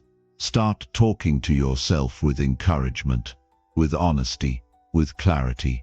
Start creating space to listen to your own thoughts, not the ones filled with doubt, but the ones rooted in truth. The voice that says, "You can handle this." The voice that says, "Keep going." The voice that says, "You were made for more." That voice needs to be your anchor. When criticism comes, hold on to that voice. When judgment shows up, return to that voice. When doubt creeps in, strengthen that voice. This is your weapon. This is your compass. This is your foundation. The world does not get to decide how far you go. Your belief does. Your work does. Your commitment does. Stop letting fear of opinion dictate your pace. Stop letting shallow minds block your progress. Start walking with intention. Start leading yourself. You were never meant to beg for acceptance. You were never supposed to wait for permission. That's not your job. Your job is to build, to rise, to take every step with conviction, to create results that speak louder than any critic ever could. Nobody will remember the people who doubted you. They'll remember the one who kept going, the one who stayed consistent, the one who trusted their path, no matter who misunderstood it. Be that person. Be the one who refuses to back down. Be the one who keeps rising, even when the world tries to pull you down. This is your life, not theirs. Your voice, your path, your standards. Own it, guard it, strengthen it, and walk in it fully. No more looking over your shoulder, no more second-guessing your choices, no more shrinking yourself to fit the comfort zones of others. From this moment on, you trust your voice completely, because that's where your power lives. That's where your future begins. That's how you build a life that no opinion can tear down. Chapter 11. Break limiting habits by forcing new healthy behaviors immediately. Nothing changes until you change your behavior. No mindset shift, no goal setting, no intention means anything without action. Habits are not broken by thinking about them. They're broken by doing something different right now, not later. You can't ease out of bad habits. You have to force them to end by replacing them with stronger ones. You have to move with urgency. You have to stop waiting for the perfect plan. The longer you wait, the stronger the habit becomes. The more you overthink, the more it locks you in place. The only way to destroy it is to act before your mind has time to pull you back. Bad habits are not just routines. They're patterns of comfort. They give you a sense of safety, even when they're hurting you. That's why it's hard to let them go. You're not just changing a behavior, you're breaking an attachment. That attachment doesn't go away on its own. You have to rip it out and replace it with something better. And the only way that works is when the new habit begins immediately. Not in a week. Not next month. Now. The human brain adapts to what you give it. You've trained your mind and body to expect a certain pattern. Maybe it's checking your phone the moment you wake up. Maybe it's skipping your workouts. Maybe it's overeating, overspending, overthinking. Those behaviors didn't just happen. They were created. That means they can be undone. Not by talking about it. not by feeling bad about it, but by replacing the old loop with a new one, right now, no matter how uncomfortable it feels at first. Waiting for the right time is just another form of delay. You already know what needs to go. You already feel the weight of what's holding you back. Now it's your responsibility to act like it. You don't overcome weakness with emotion. You overcome it with execution. You build the new habit so consistently that the old one no longer fits your life. That's how real transformation works. Not in theory, but in repetition. You act, you adjust, you repeat, until it becomes who you are. Most people try to negotiate with their bad habits. They try to ease into change. They tell themselves they'll start small, do it gradually, build momentum first. That method rarely works, because old habits don't die slow. They fight to survive. You have to shut them down by making them incompatible with your new standard. That means you stop doing the thing immediately, and you replace it with something productive. That's how you take control of your behavior. You don't give yourself an option to fall back. Every time you take action, you send a message to your mind. This is who I am now, not who you hope to be. Not who you want to become, but who you are today. That message becomes stronger the more you act on it. And the stronger it becomes, the more natural your new behavior feels.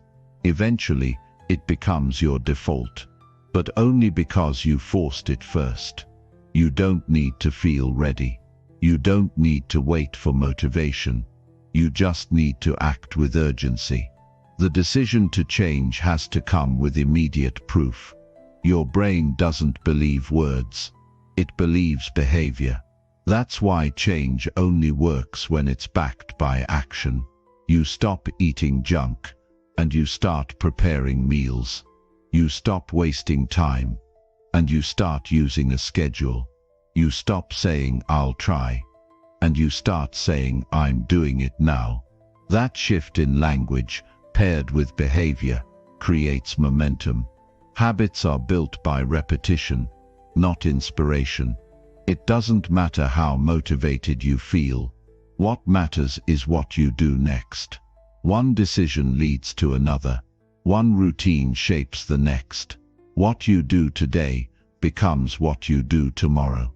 That's why the only moment that matters is this one, right now, and what you choose to do with it determines everything.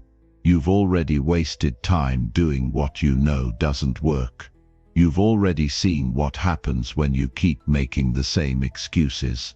There's no mystery left. You're not stuck because you don't know what to do. You're stuck because you haven't acted with enough intensity. You haven't forced a new way of living. You haven't been aggressive enough with your behavior. That has to change. And it starts by taking one bad habit and replacing it on the spot. No discussion, no delay, just a new action, right now. That kind of shift creates discomfort. And that's the point. Growth starts where comfort ends.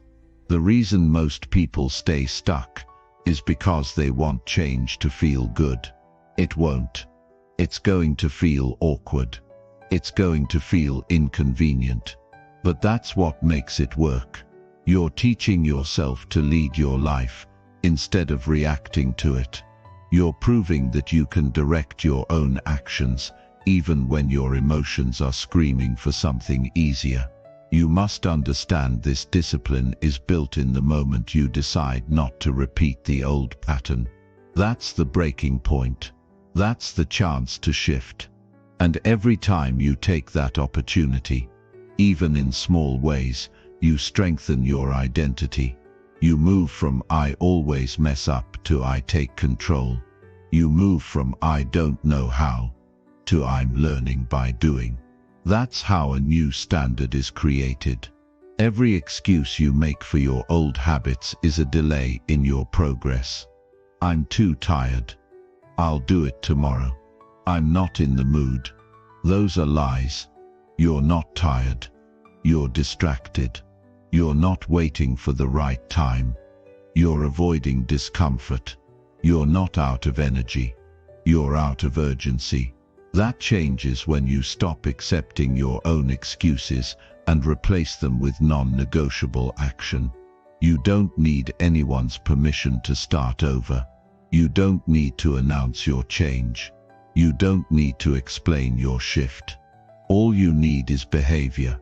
All you need is follow-through. All you need is one decision that you repeat until it becomes a way of life. That's how you break free. That's how you reclaim your focus. There is no such thing as a neutral habit. Every habit either builds you or breaks you. It either sharpens your mind or dulls it. It either moves you forward or holds you back. That's why you have to treat every routine with importance, even the small ones, because they add up.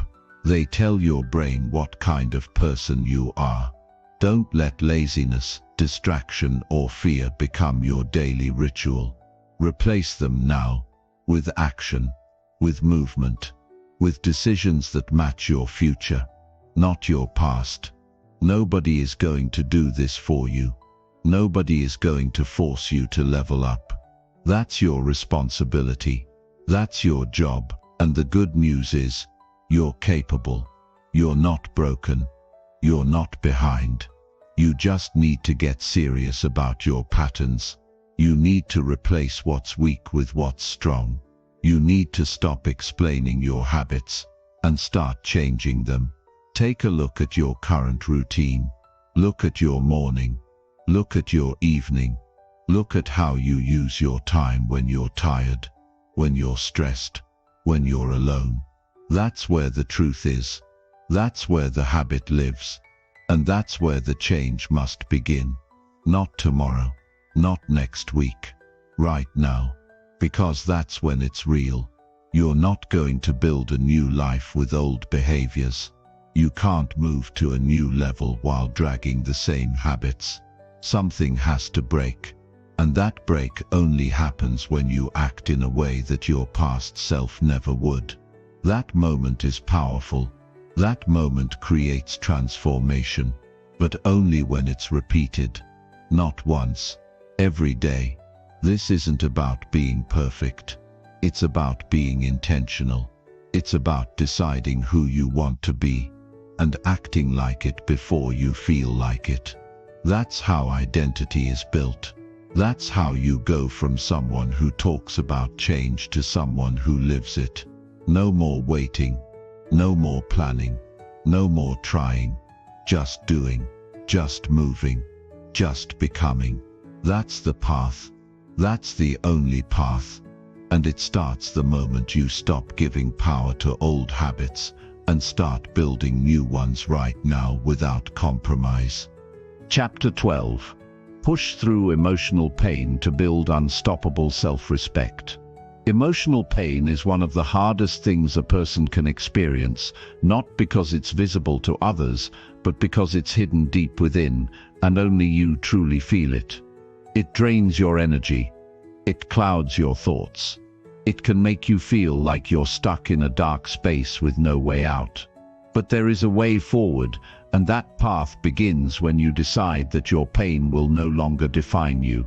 That decision is not made once. It's made daily. Every day you feel the weight. Every day you wake up tired of carrying it. Every day you still choose to push through anyway. That's where your self-respect begins to grow. You build self-respect in those moments when no one else knows what you're going through, and you still choose to show up with discipline. You earn it when your emotions scream at you to quit, but you keep moving forward. You don't run from the pain. You don't deny it. You walk through it. You use it, not as an excuse but as fuel. The truth is, most people let emotional pain break them down. They let it turn into bitterness, avoidance, addiction, silence. But strong people, people who truly grow, they turn that pain into power, They refuse to stay broken. They use every scar as a reason to rise, not a reason to retreat. Pain is not your enemy. Staying stuck in it is. The moment you choose to take action despite the pain, you take your power back. You prove to yourself that you're stronger than what happened to you, that you're more than what you lost, that you are not controlled by your past, that you are not a slave to your emotions. You don't overcome emotional pain by avoiding it. You overcome it by outworking it. You wake up and you take responsibility for your life even when your heart feels heavy. You move your body. You stay consistent. You stick to your plan.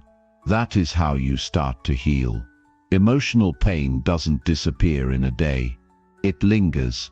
It shows up when you least expect it. But that's exactly why you have to build a routine that protects your progress. You can't wait to feel better. You have to create better.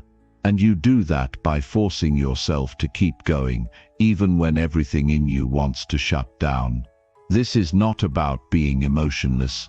This is about becoming unshakable. It's about building a level of self-respect so deep that you will never betray yourself again, even when your world feels like it's falling apart. Self-respect comes from discipline. It comes from doing what needs to be done, not just when you're motivated, but especially when you're hurting. That's where character is built. That's where you separate yourself from the average. The average person gives up when it hurts. They disappear when things get heavy. They look for comfort. They seek distraction. But someone who values their future more than their emotions, they do the opposite. They lean in. They face it. They get stronger. You don't get self-respect by talking about your goals. You get it by acting on them when you have every reason not to. You get it by standing up for yourself, by protecting your routines, by not letting your emotions tear down everything you've worked for. You will not always be okay. Life will hit you. People will disappoint you. Your plans will fall apart. But none of that is a reason to stop. It's a reason to fight harder. Because every time you stay disciplined through the storm, you prove something important. You're not just someone who wants to grow. You're someone who refuses to quit. You don't need to feel strong to act strong. Strength is not about what you feel. It's about what you choose. Every time you choose to do the hard thing instead of escaping, you grow. You change. You evolve. The pain doesn't vanish overnight. But it doesn't control you anymore. Because now you've shown yourself that pain doesn't decide your future. Your actions do. Some of your deepest growth will come in the hardest chapters of your life. You will look back at moments of suffering and realize that's when you became who you needed to be. You won't remember the easy days. You'll remember the days you almost gave up but didn't. You'll remember the workouts you finished with a heavy heart. You'll remember the mornings you got up and followed your routine even while carrying grief. You'll remember the moments where you chose strength even when you felt weak. That's where the pride lives. That's where your foundation is built. Self-respect is not just about winning.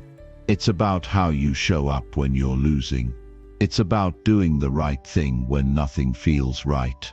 It's about sticking to your values when everything around you is shaking. And the more you push through pain with focus and discipline, the more unbreakable you become. Not because you stopped hurting, but because you refuse to surrender. You are allowed to feel. You are allowed to cry. You are allowed to be honest about your pain. But you are not allowed to give up. You are not allowed to stop believing in your potential. You are not allowed to waste your life because something went wrong. You have to keep going. You have to stay in motion. You have to keep showing up for yourself, even when nobody else does. Nobody sees how hard it is for you some days. Nobody knows the internal battles. But you know, you feel them. And that's why it's your job to win them. You don't need applause. You don't need sympathy. You need progress. You need forward movement. You need to look yourself in the mirror and say, I didn't quit. Because that's what gives you strength. That's what restores your pride. That's what makes you trust yourself again. The most dangerous thing pain can do is convince you to stop trying. Don't let it. Don't give it that power. You've come too far. You've survived too much. You've already proven that you can keep going. Now it's time to turn that proof into progress. Time to take that energy and use it to become stronger. Time to take that heartbreak and turn it into discipline. Because every time you push through, you win back a part of yourself. Every time you finish a task in the middle of your pain, you reclaim your focus. You are not weak for feeling emotional pain. You are strong for not letting it stop you. You are powerful for continuing to move when most people would shut down. That strength becomes your standard. That mindset becomes your armor. Not fake toughness, but real self-control, real inner strength, real emotional resilience. There's no shortcut through this. You won't feel better by waiting. You won't heal by sitting still. You have to move through it. You have to build while it hurts. You have to stay committed to your habits even when you don't feel like it. That's how you win. That's how you come out of the pain stronger than you went in. No one else can do this for you. No one else can carry your emotional pain. But you can carry yourself. You can make the choice to act with discipline, no matter how heavy the pain feels. And that choice, repeated over and over, creates unshakable self-respect. There will be days when nothing makes sense. Days when your emotions are all over the place. But your job doesn't change. Your mission doesn't disappear. You still train. You still work. You still grow. That's what it means to have real mental toughness. Not ignoring the pain, but not letting it stop your discipline. You will look back at this season of your life and feel something stronger than pride. You'll feel peace. You'll feel certainty. You'll feel like someone who earned every bit of strength they carry. And that feeling will never leave you, because it wasn't given to you. You built it. Through the hard days, through the lonely nights, through the emotional storms, you showed up anyway. And now you know, you are not your pain. You are not your feelings. You are not your past. You are the person who kept going. You are the one who took the pain and built power. You are the one who chose discipline over destruction. And because of that, your self-respect can never be taken. It was earned. And now it's yours. Forever. Chapter 13. Embrace loneliness to create your strongest independent self. Loneliness is something most people run from. They fill their lives with noise, distraction, and surface-level company, just to avoid sitting with themselves. They fear silence because in silence, the truth comes out. The truth about how they feel, how far they've drifted, how disconnected they are from their own identity. But the truth is, loneliness is not a curse, it's an opportunity. It's the space where you find what's real. It's the place where strength is born. Most people never develop real independence because they never allow themselves to be truly alone. You don't grow into your strongest self by constantly being surrounded. You grow when you stop needing constant approval. You grow when you stop depending on people to validate your choices. You grow when you sit alone and realize that your voice, your thoughts, your decisions are enough. Loneliness reveals who you are without distractions, and when you learn to sit in it, without fear, without rushing to escape, you begin to understand what you're truly made of. Spending time alone doesn't make you weak. It makes you focused. It sharpens your instincts. It gives you space to think clearly. You start to understand your own patterns, your flaws, your strengths. You stop pretending. You stop performing. You stop shaping yourself based on what others want. In that space, you build a relationship with yourself that can't be broken. And from that relationship, your independence grows. Most people confuse loneliness with being lost. But you're not lost when you're alone. You're only lost when you don't know who you are. Being alone forces you to figure that out. It pushes you to ask questions you've avoided. What do I want? What do I value? What do I believe? What kind of life do I want to build? These answers don't come from the crowd. They come from you. And the only way to hear them is to cut out the noise. You build your strongest self when you stop needing to be seen and start needing to be disciplined. When you stop chasing approval and start chasing peace. When you stop needing people to make you feel important and start acting like someone who already is. That's what happens in solitude. That's what happens in the quiet hours when it's just you and your effort. There's no applause, no attention, just your work and your standards. And that's enough. There's a certain strength that comes from being able to sit with your own thoughts and not run, to feel discomfort and not hide, to face doubt and still choose action. That's what builds real confidence. Not public praise, not likes, not validation. Confidence that's built in silence is the kind that can't be shaken. It doesn't need a crowd to survive. It grows in isolation and becomes your armor when the world gets loud again. Aloneness is not emptiness. It's clarity. It's where you drop the mask. It's where you stop living for others and start living for your principles. It's where you stop outsourcing your identity and start building it yourself. That's why it's uncomfortable, because it demands honesty. It forces you to confront everything you've ignored. But in that confrontation, you gain power. You stop being controlled by fear. You stop making choices just to fit in.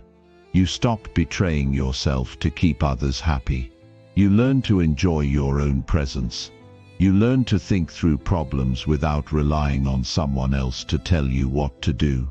You become your own source of guidance, of discipline, of momentum.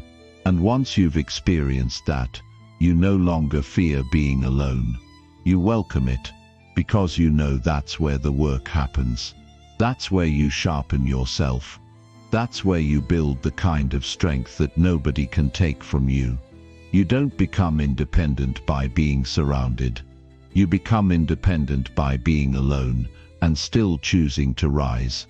By waking up early, training hard, working smart, staying committed without anyone watching. That's how you earn self-respect. That's how you grow your identity. Through consistency without applause, through effort without praise, through decisions that are made behind closed doors. Most people don't realize how many of their habits are shaped by other people. They eat what their friends eat. They speak how others speak. They move with the crowd.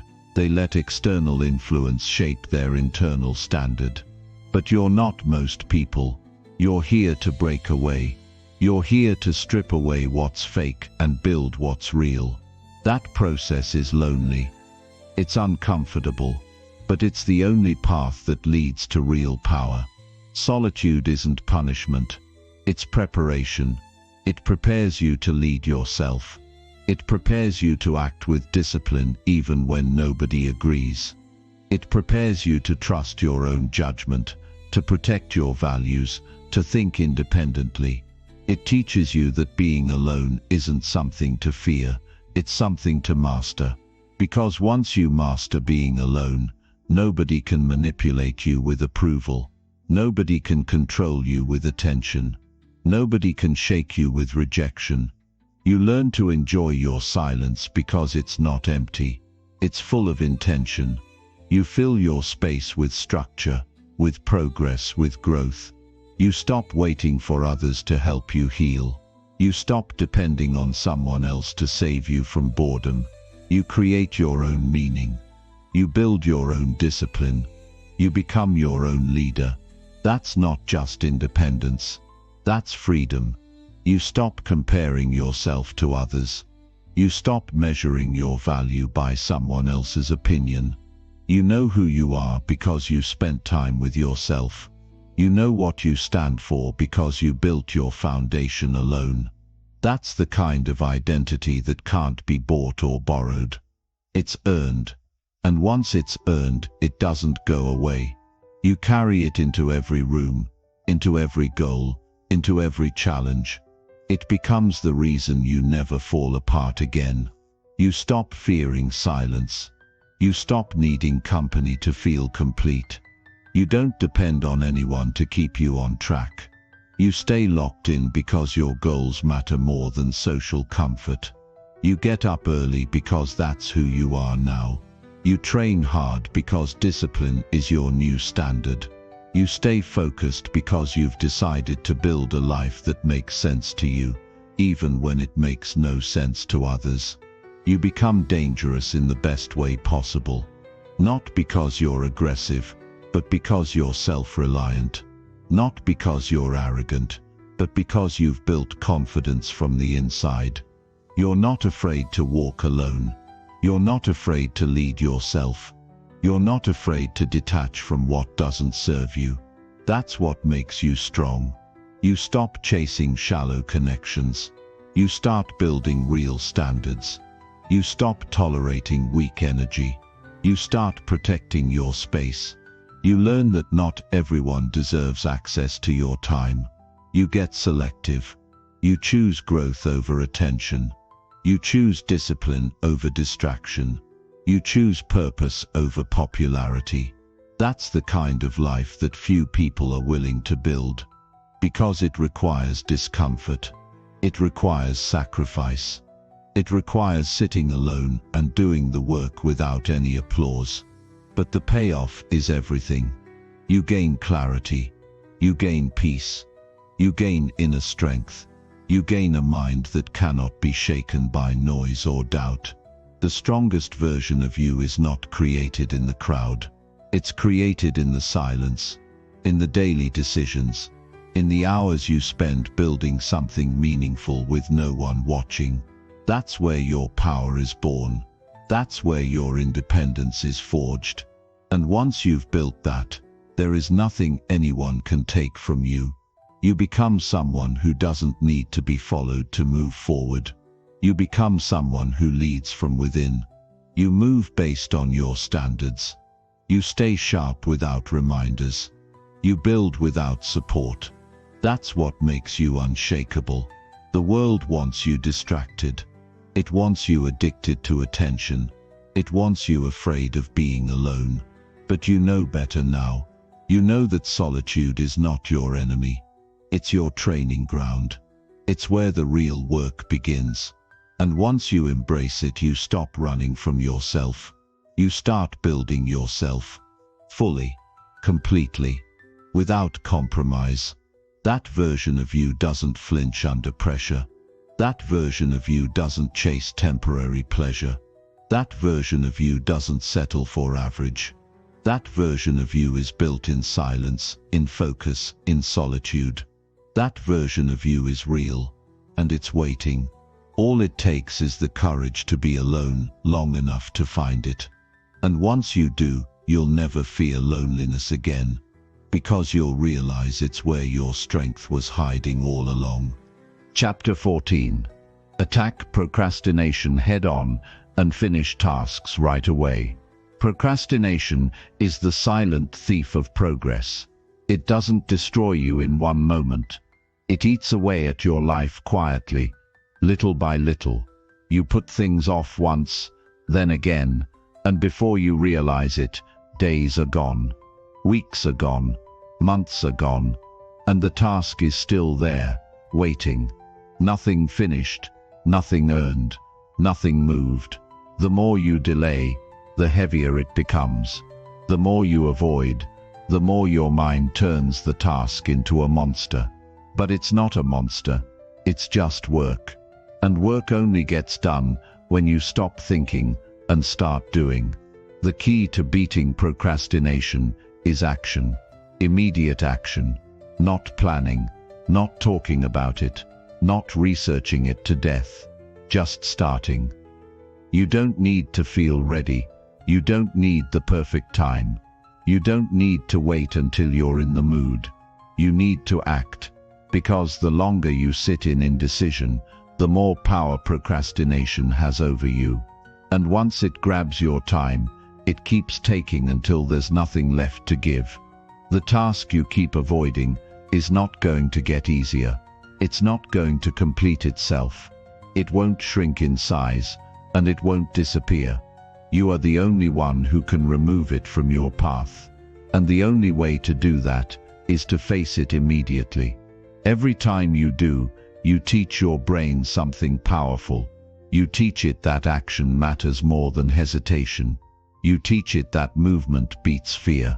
You teach it that results come from effort, not emotion. Procrastination thrives on excuses. It feeds off every thought that gives you permission to delay. I'll do it later. I don't feel like it. I'll start tomorrow. Those phrases are comfortable lies.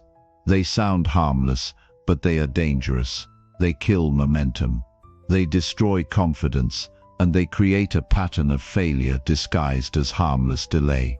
Once you give in, once you accept that delay, it becomes your routine. The only way to break that cycle is to act immediately. When the task comes to mind, start it, not later. Now, when you feel resistance, lean into it. That moment, the moment you feel like putting it off, is the most important moment to take control. You don't need to finish everything at once. You just need to start. Because once you start, the pressure fades. The weight lifts. The task begins to lose its power. And your confidence grows. You build your self-respect by finishing what you start.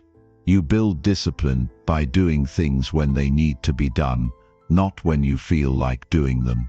The person who finishes tasks without delay becomes someone others can count on. But more importantly, they become someone they can count on. That's where confidence comes from. That's where success begins, not from talent, not from intelligence, but from the consistent decision to act immediately. Stop romanticizing the idea of productivity.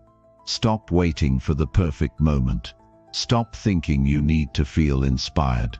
Inspiration is a luxury. Action is a requirement. Greatness is built by people who do the boring work now, who answer the emails now, who complete the hard task now, not later. Now, because now is all you have. Every task you avoid adds weight to your life. Every time you put something off, it follows you. It clouds your thoughts. It takes energy just by sitting there undone.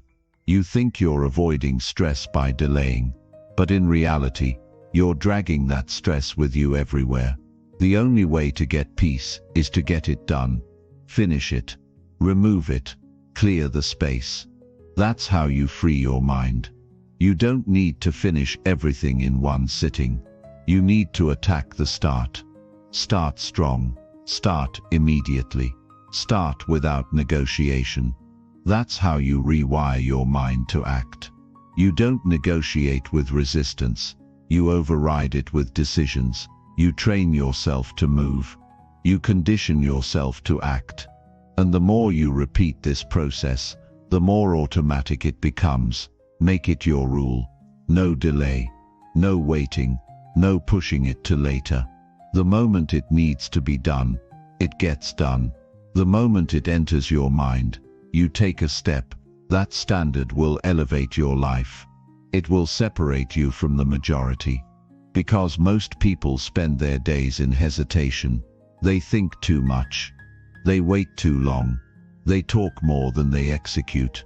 You will not be that person. You will be the one who finishes. That email, send it. That phone call, make it. That plan, execute it. That message, write it. Don't think, do. Don't stall, move. Don't doubt, complete. You don't need motivation. You need momentum, and momentum is only created through action.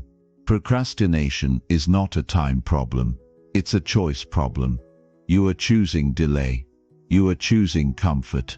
You are choosing short-term relief over long-term pride. Stop choosing weakness. Start choosing movement. Start choosing progress. Start choosing action. Every task you finish gives you energy. Every goal you hit builds your identity. Every project you complete makes you stronger. You earn your power through execution. Excuses feel good in the moment, but they leave you empty. Action feels heavy in the moment, but it fills you. It gives you control. It reminds you that you're capable, that you're focused, that you're in charge of how your day goes. You don't need to change your life in one day. You just need to stop delaying what you already know needs to be done. The reason you feel overwhelmed is because you've let tasks pile up, and the reason they've piled up is because you didn't take immediate action. You can reverse that right now. One task, one move, one completion, and from that one action, everything begins to shift. You gain clarity. You regain time. You build momentum. That's how you win. The habit of doing things now will save your time, your peace, your energy. It will build a reputation that speaks louder than words. People will trust you, but more importantly, you will trust yourself. That trust is powerful. It creates certainty. It removes hesitation. It silences doubt. Make it simple. Keep your list short. Don't make it complicated. Do the hardest task first. Start with what matters most. Complete it with focus. Move on to the next. You don't need 10 hours. You need 1 hour of deep effort. You don't need to be perfect. You need to be consistent. You don't need to be fast.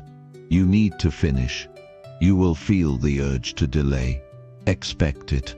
That's your moment of power. That's where you decide who you are. Are you the person who pushes things to tomorrow? Or the person who finishes today? Are you the person who talks about discipline? Or the person who lives it?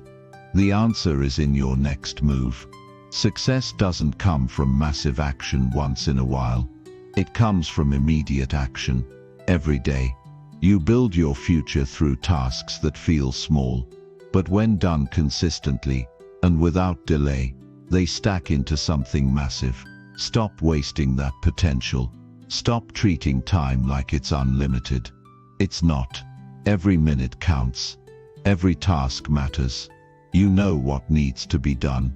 Don't stall. Don't excuse. Don't overthink. Take the step. Make the call. Finish the job. That's how you win the day. That's how you gain control. That's how you become the person who finishes everything they start. That's how procrastination loses its power. When you stop feeding it and start fighting it with real, immediate, decisive action. Every single time. Chapter 15. Stop blaming others and own every single outcome fully. Nothing will change in your life until you take full responsibility for every single part of it. Not some parts, not just the wins. Everything. The good, the bad, the hard, the unfair, all of it. Because, as long as you're blaming someone else, you're giving away your power. You're handing your control to people who don't care about your growth. You're saying, "I'm not in charge here." And that mindset will keep you stuck forever. The truth is hard, but it's the truth. You are where you are because of your decisions. You are not a victim of your surroundings. You are a result of your standards, your habits, your choices, your actions. Blaming others is easy. It makes you feel better for a little while. It removes the pressure. It keeps your ego safe, but it also keeps you weak. It blinds you from what needs to be fixed. It delays the lessons, and it guarantees that nothing improves. People spend years pointing fingers at their parents, their teachers, their bosses, their partners, the government, the economy, the world. And what do they get in return? Nothing but frustration, resentment, and the same exact results. You have to wake up to this. Nobody owes you the life you want. Nobody is coming to rescue you. Nobody is responsible for your choices but you. Life is hard for everyone. Everyone has reasons to quit. Everyone has people who let them down. The difference between the ones who rise and the ones who stay stuck is simple. The ones who rise take ownership, full ownership. They stop explaining. They stop complaining. They stop blaming. They say, "This is my life. It's on me now." And that shift changes everything. You can't control how people treat you. You can't rewrite the past. You can't stop every problem. But you can always control how you respond. That's where your power is. That's where your progress begins. You start by asking the hard questions. What did I allow? What did I ignore? Where did I fall short? What could I have done better? That's not self-hate. That's maturity. That's what responsible people do. They face the mirror, not to judge, but to grow. They understand that responsibility is not blame. It's power. Every result in your life is feedback. You're either getting what you want, or you're getting proof that you need to level up. And both are useful if you're honest enough to look at them without excuses. You didn't reach your goal. Don't blame distractions. Fix your focus. You didn't get the opportunity. Don't blame the system. Build your value. Your business didn't work out. Don't blame the market. Strengthen your skills. Your relationship ended. Don't blame the other person for everything. Own your part. Improve yourself. This is the mindset that separates winners from talkers. You stop justifying your results. You stop repeating the same stories. You stop living like life is happening to you. And you start building the mindset that says, everything is up to me. That's not pressure. That's freedom. That means you don't have to wait on anyone to fix your life. You don't have to depend on luck. You don't have to beg for change. You create it. The moment you drop blame, you create space for solutions. You start thinking differently. You start asking better questions. You start taking better actions. You stop wasting time on things you can't control and start doubling down on what you can. That's how growth happens. That's how progress speeds up. That's how your life transforms, through ownership. No more complaining about what didn't go right. No more focusing on who didn't support you. No more thinking about what should have happened. What happened is done. What matters now is what you choose to do about it. And that choice is always yours. You're in the driver's seat now. You're in charge of how this story ends. This mindset is rare. Most people don't want to carry that kind of responsibility. It feels heavy at first. It forces you to grow up. It pushes you to confront your own patterns. But that's the only way to gain real strength. You don't build a better life by blaming. You build it by building yourself. Stronger habits, stronger standards, stronger thinking, and all of that comes from deciding that nobody else is responsible for your direction anymore. You can always make excuses. You can always explain why something didn't work, but those explanations don't move your life forward. Only action does. Only focus does. Only discipline does. The people who get things done don't spend time explaining. They spend time executing. That's how they move fast. That's how they evolve. That's how they win. You've already wasted time in the blame mindset. You've seen where it leads. Now it's time to do something different. Now it's time to own everything. Not just the easy stuff. Not just the successes. The failures too. The setbacks. The missed chances. The bad decisions. That's where real growth lives, in the things most people run from. You are not a victim. Even when life gets unfair, you still have the power to respond with strength. Even when people disappoint you, you still have the choice to rise. Even when everything falls apart, you can choose to rebuild. That choice never goes away, and the more you use it, the stronger you get. This mindset doesn't just change how you live, it changes how you feel. You start to feel capable again. You start to feel clear. You start to feel powerful, because now you're not waiting on anyone.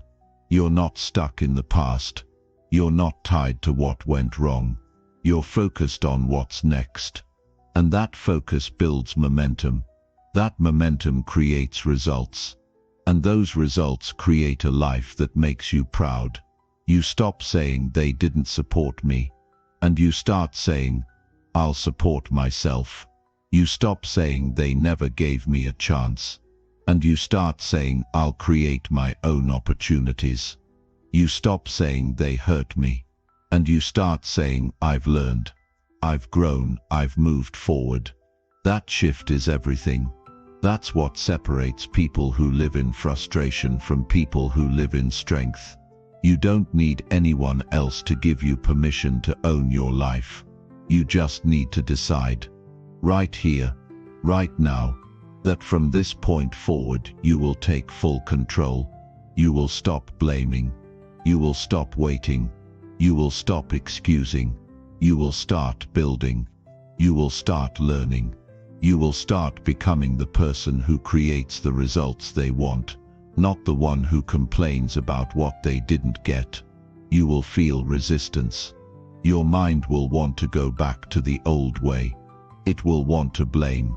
It will want to defend your ego. It will want to protect your comfort. But comfort won't get you anywhere. Blame won't give you peace. Only progress will. Only truth will. Only ownership will. So lean into that. Choose that. Act from that. And don't look back. Everything that happened before today is done. It's not coming back. But today is yours, and tomorrow is yours. And every choice you make now determines what comes next. Own it all. Own the missed chances. Own the lazy days. Own the wasted time. Then do something about it. Move, build, execute. Show yourself who you really are. You are capable of creating a better life, not by blaming others, but by facing yourself, by correcting your patterns, by raising your standard, by living with full accountability. That's where your freedom is. That's where your strength comes from. That's what puts you in a position to build anything you want. This is not about perfection. This is about leadership, self-leadership. You lead yourself when you stop looking for someone else to carry the weight. You lead yourself when you stop expecting someone else to make things right. You lead yourself when you say, this is on me now, and I'm ready. You are not weak. You are not broken. You just need to stop holding on to blame and start picking up the responsibility that was always yours. That's where your power lives. And once you take it, you'll never want to give it up again, because nothing feels better than knowing you built your life. Not because someone handed it to you, but because you owned every moment of it. Every failure, every lesson, every success, every result. That's your power now. Use it fully, without fear, without apology, without hesitation. Chapter 16. Pursue difficult goals to develop lasting inner confidence. Confidence is not something you wake up with. It's not something someone can hand you. It's not built by compliments or validation. Real confidence comes from doing hard things. It's built in the process of pursuing goals that stretch you, goals that force you to become someone better than you were. The kind of goals that scare you a little, challenge you a lot, and require more than you thought you had. That's where lasting confidence is born, not in ease, not in comfort, in pressure, in uncertainty, in effort. When you chase easy goals, you don't grow. You stay in a loop of familiar tasks that don't require much from you. You might feel busy, but you're not becoming more. You're just staying in motion, without building strength. And deep down you know it. You feel that lack of growth. You feel the doubt. You feel the disappointment of knowing you've settled. That's what eats away at your confidence. Not failure, but avoidance. Not losing, but never stepping into the game at all. The only way to respect yourself is to challenge yourself. And the only way to grow your belief is to prove to yourself that you can handle more than what's comfortable. That belief is earned through work, through discipline, through commitment to something difficult that most people won't even attempt. The confidence you're looking for doesn't come from winning easy battles. It comes from pushing through the ones that feel impossible. You gain a different kind of pride when you chase something that demands everything from you. Something that makes you question yourself, test your limits, and push through resistance every day. That process forges your character. It forces you to improve. It requires you to sharpen your thinking, upgrade your discipline, and stay focused when it would be easier to quit. That's the work that creates confidence, not in what you say, but in what you know about yourself, because you've earned it. You stop looking for approval. You stop needing reassurance. You start standing taller because you know you've done the work. You've shown up. You've stayed the course. And that history of discipline is what fuels your confidence.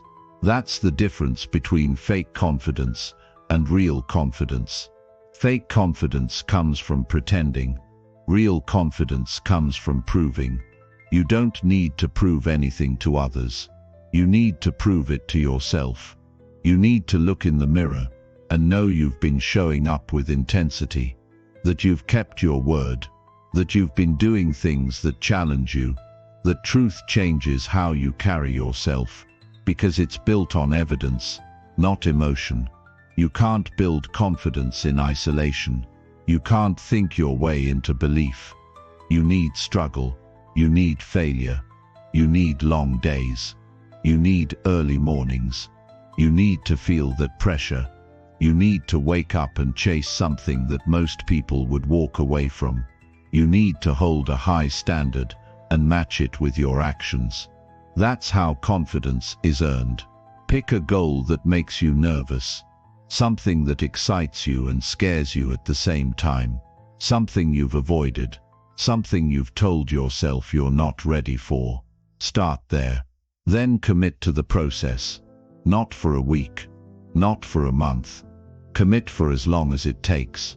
That's what builds belief. That's what gives your effort meaning. You don't become strong by doing things you already know how to do. You become strong by stepping into the unknown, by risking failure, by embracing the discomfort that comes with growth. That discomfort is where most people stop, but that's exactly where you start to change. That's the turning point. You'll face resistance. You'll feel like quitting. You'll doubt yourself. But that's the cost of growth. That's the price of confidence. It's not cheap. It doesn't come easy. It's paid for in sweat, in time, in focus. And every time you pay that price, you become someone you respect more. You need goals that require your best. Goals that keep you up at night. Goals that force you to learn, adapt, evolve. That's how you stop being average. That's how you build a mindset that refuses to settle. That's how you start to feel confident. Not just in moments, but consistently. Confidence is built through results. It's built through completion. It's built through keeping promises to yourself.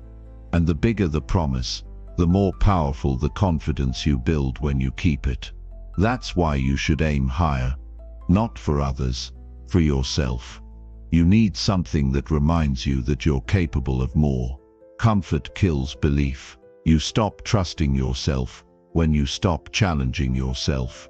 Because deep down, you know when you're coasting. You know when you're avoiding. You know when you're playing small. That knowledge eats away at your confidence. But the opposite is also true. You know when you're pushing. You know when you're committed. You know when you're improving. That knowledge builds a quiet kind of pride that no one can take away. Confidence doesn't come from the result. It comes from the journey, from the long hours, from the failure and the recovery, from the repetition, from the days when you didn't feel like it, but showed up anyway. That process creates a different version of you, a version that's grounded, a version that's focused, a version that knows what they're made of, because they've been tested. You don't need to talk about your goals. You don't need to announce your plans. You just need to get to work. Let the process shape you. Let the challenge change you. Let the difficulty sharpen you. That's what matters. That's where the transformation happens. The moment you start chasing a goal that forces you to grow, you begin to distance yourself from the version of you that settles. You begin to replace self-doubt with discipline. You begin to replace fear with action. And over time, that shift becomes permanent. Not because everything went perfectly, but because you never stopped moving forward. You don't need to be fearless. You just need to be focused. You don't need to feel confident to act. You need to act to feel confident. That's the key. Action first. Results second. Belief third. That's the order. Most people get it backward. They wait to feel ready. They wait to feel confident. And they never move. You don't have that luxury anymore. You move first. You trust that the confidence will catch up. And it will. As long as you keep doing the work. This process won't be easy. It's not supposed to be. But that's why it works. That's why it matters. That's why it builds something real. You'll have days when you question everything. Days when you feel like it's not worth it. That's normal. That's part of the test. Keep going. Keep showing up. Keep doing the work. You're not just building skill. You're building belief. You're not just chasing a goal. You're becoming someone who doesn't flinch. Someone who follows through. Someone who doesn't wait for permission. Someone who sets the bar and rises to meet it. That's how confidence is built. In silence, in solitude, in struggle, through early mornings, late nights, and full days, through doubt, failure, correction, and persistence, through challenge after challenge, until you've become someone who doesn't stop. That's who you're becoming now. That's what you're building. You don't need anyone to believe in you. You need to believe in yourself. And that belief will not come from words. It will come from your habits, from your actions, from your results, from the hard things you choose to pursue. Stop aiming low. Stop settling for what's easy. Set a goal that forces you to grow. Then chase it with everything you've got. That's the path to real, lasting confidence. That's the kind of strength no one can take from you. That's the life worth building. That's the you worth becoming. Keep going. Keep building. Keep proving it to yourself. Every single day. Chapter 17. Reject the victimhood mindset and reclaim control of your life. The victimhood mindset is one of the most dangerous mental traps a person can fall into. It keeps you weak, it keeps you small, and it keeps you dependent. It convinces you that life is something that just happens to you, that people are the problem, that circumstances are permanent, that you're powerless and stuck. And the more you believe that, the more it becomes your reality. The victim mindset is subtle. It shows up in your excuses, in your stories, in your blame, in the way you talk about what's wrong in your life, like it's outside your control. But the truth is, the moment you accept the victim role, you give away the one thing that could change everything, your power to act. You cannot grow and remain a victim. You cannot lead your life and stay stuck in blame. You cannot rise while pointing fingers. At some point, you have to look yourself in the mirror and decide that no matter what happened, no matter who hurt you, no matter what life took from you, you are done living beneath your potential. You are done carrying the weight of your pain like it's your identity. You are done waiting for someone else to change so your life can improve. That moment of decision is where you take your power back. That's where control begins. Control doesn't mean things are perfect. It doesn't mean life goes your way all the time. It means that no matter what happens, you respond with strength. You move forward with clarity. You own your next step.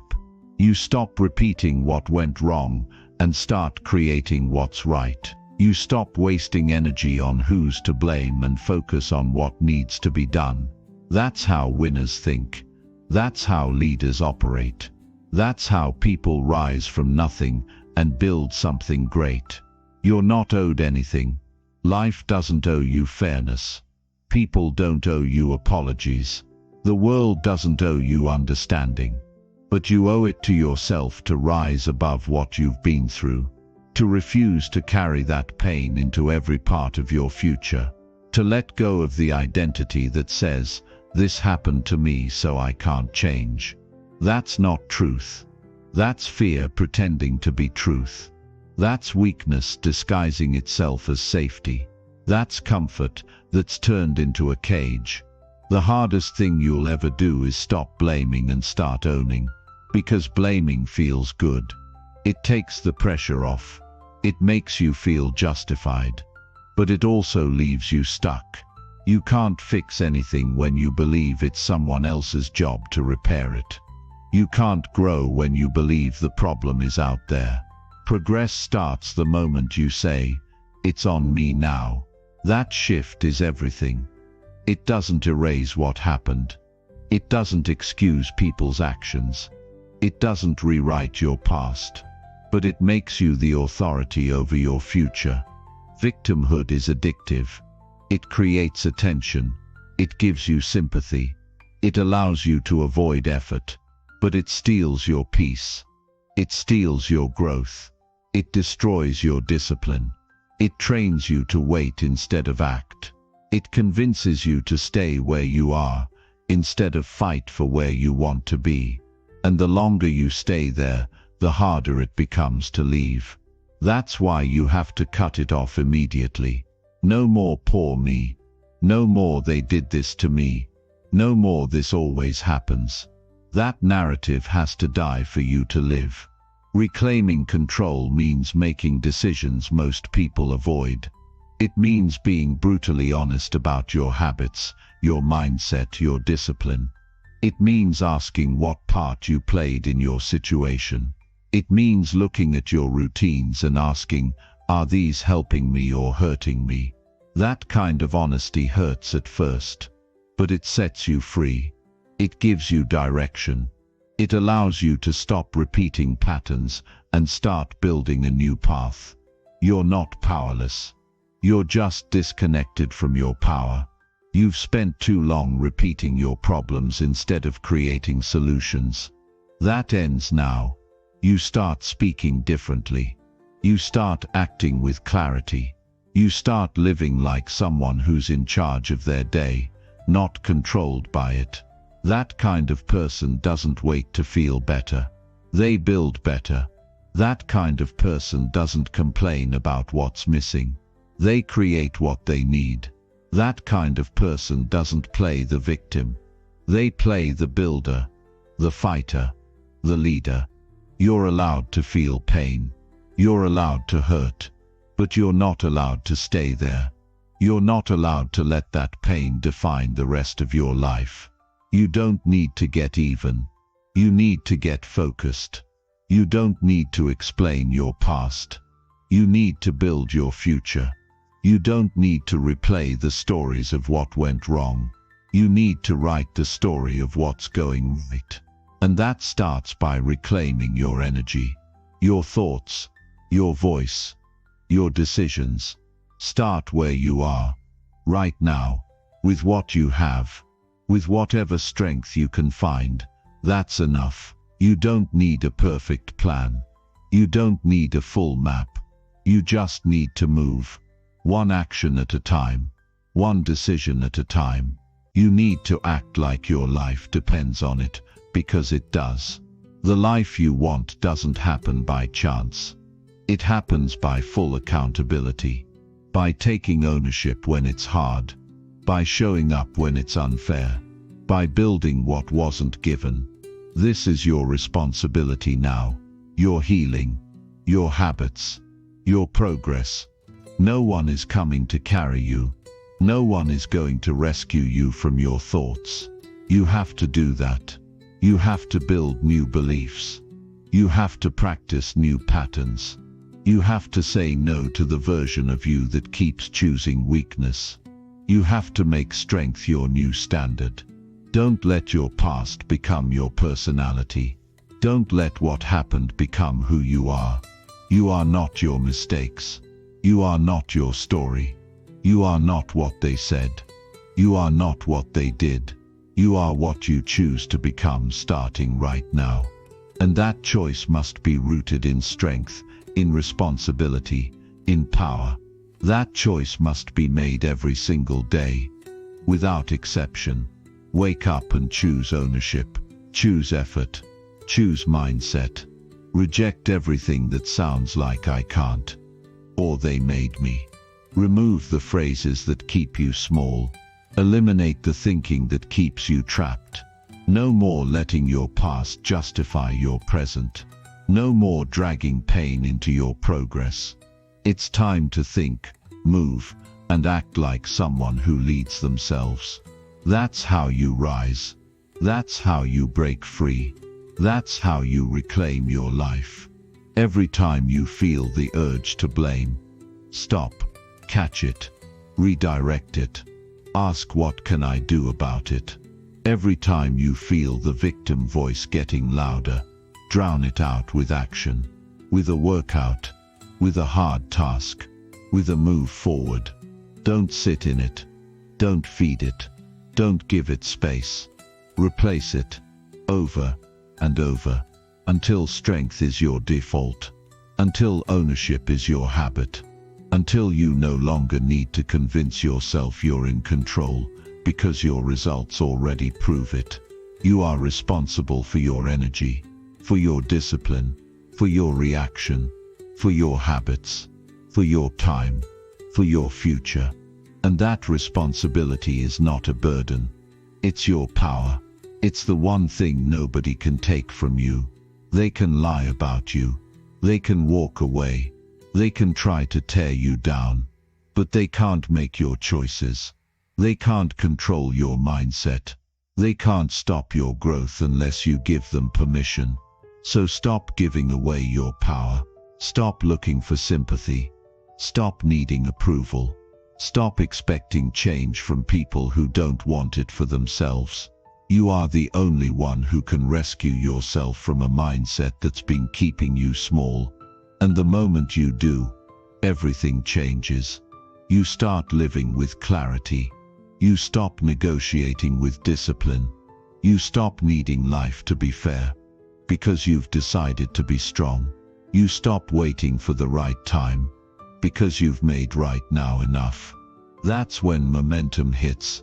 That's when peace returns. That's when you feel alive again. Not because everything is fixed, but because you finally took the wheel. You owe it to yourself to lead. You owe it to yourself to rise. You owe it to yourself to break the chains of victimhood and replace them with purpose. Let today be the line. Before now, blame ran your life. After now, responsibility builds it. And that shift will take you further than anyone's approval ever could. Own it. Live it. Lead with it. From this moment forward. Chapter 18. Walk away from weak-minded people holding back your growth. Growth requires separation. It requires you to make uncomfortable choices. It demands that you stop carrying dead weight. Weak-minded people are not just a distraction. They are a threat to your future. They drain your energy. They challenge your discipline. They feed your doubt. And the longer you stay around them, the harder it becomes to believe in yourself. You start adopting their excuses. You start mirroring their behaviors. You start lowering your standards to keep the peace. That's not growth. That's self-sabotage.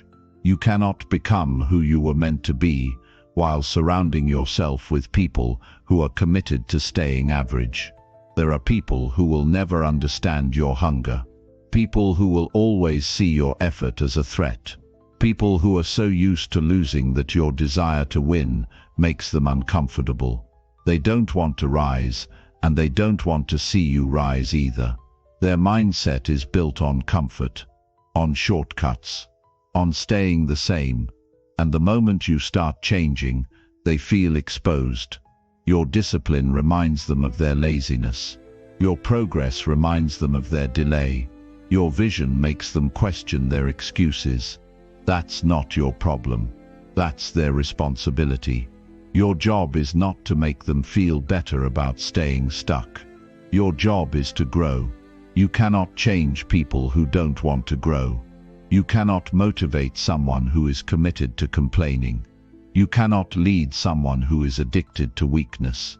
You can care about people, but you can't carry them. You can respect people, but you don't have to stay around them. Every day you spend explaining your growth is a day wasted. Every time you defend your discipline to someone who doesn't get it, you drain your focus. Every moment you give to people who mock your ambition is a moment you've stolen from your future. It's not about being better than them. It's about choosing better for yourself. There comes a point when you have to protect your mind, protect your goals, protect your energy. And sometimes that protection looks like distance. You don't need to fight. You don't need to argue. You just need to walk quietly, decisively, without apology, not because you're angry, but because you're clear. Weak-minded people will try to pull you back into their level of thinking. They'll tell you you've changed like it's a bad thing. They'll remind you of who you used to be, because that version didn't make them feel uncomfortable. They'll tell you you're being too intense, too focused, too serious. But what they're really saying is, you're making me question my life, and I don't want to face it. Don't shrink for that. Don't slow down for that. Don't soften your ambition to make someone else feel more comfortable in their failure. You don't owe anyone access to your growth. You don't owe anyone an explanation for your standards. You don't have to keep weak-minded people in your circle just because you've known them for years.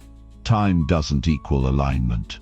Just because someone was in your past doesn't mean they belong in your future. And the longer you try to drag people forward who don't want to grow, the more they'll slow you down. Growth requires space. Growth requires truth. Growth requires hard choices. That's the reality of this path. You can care from a distance. You can love people without letting them influence your progress.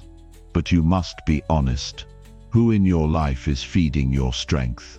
Who is reinforcing your discipline? Who is challenging you to be better? And who is pulling you back into old habits? Who is making you question your standards?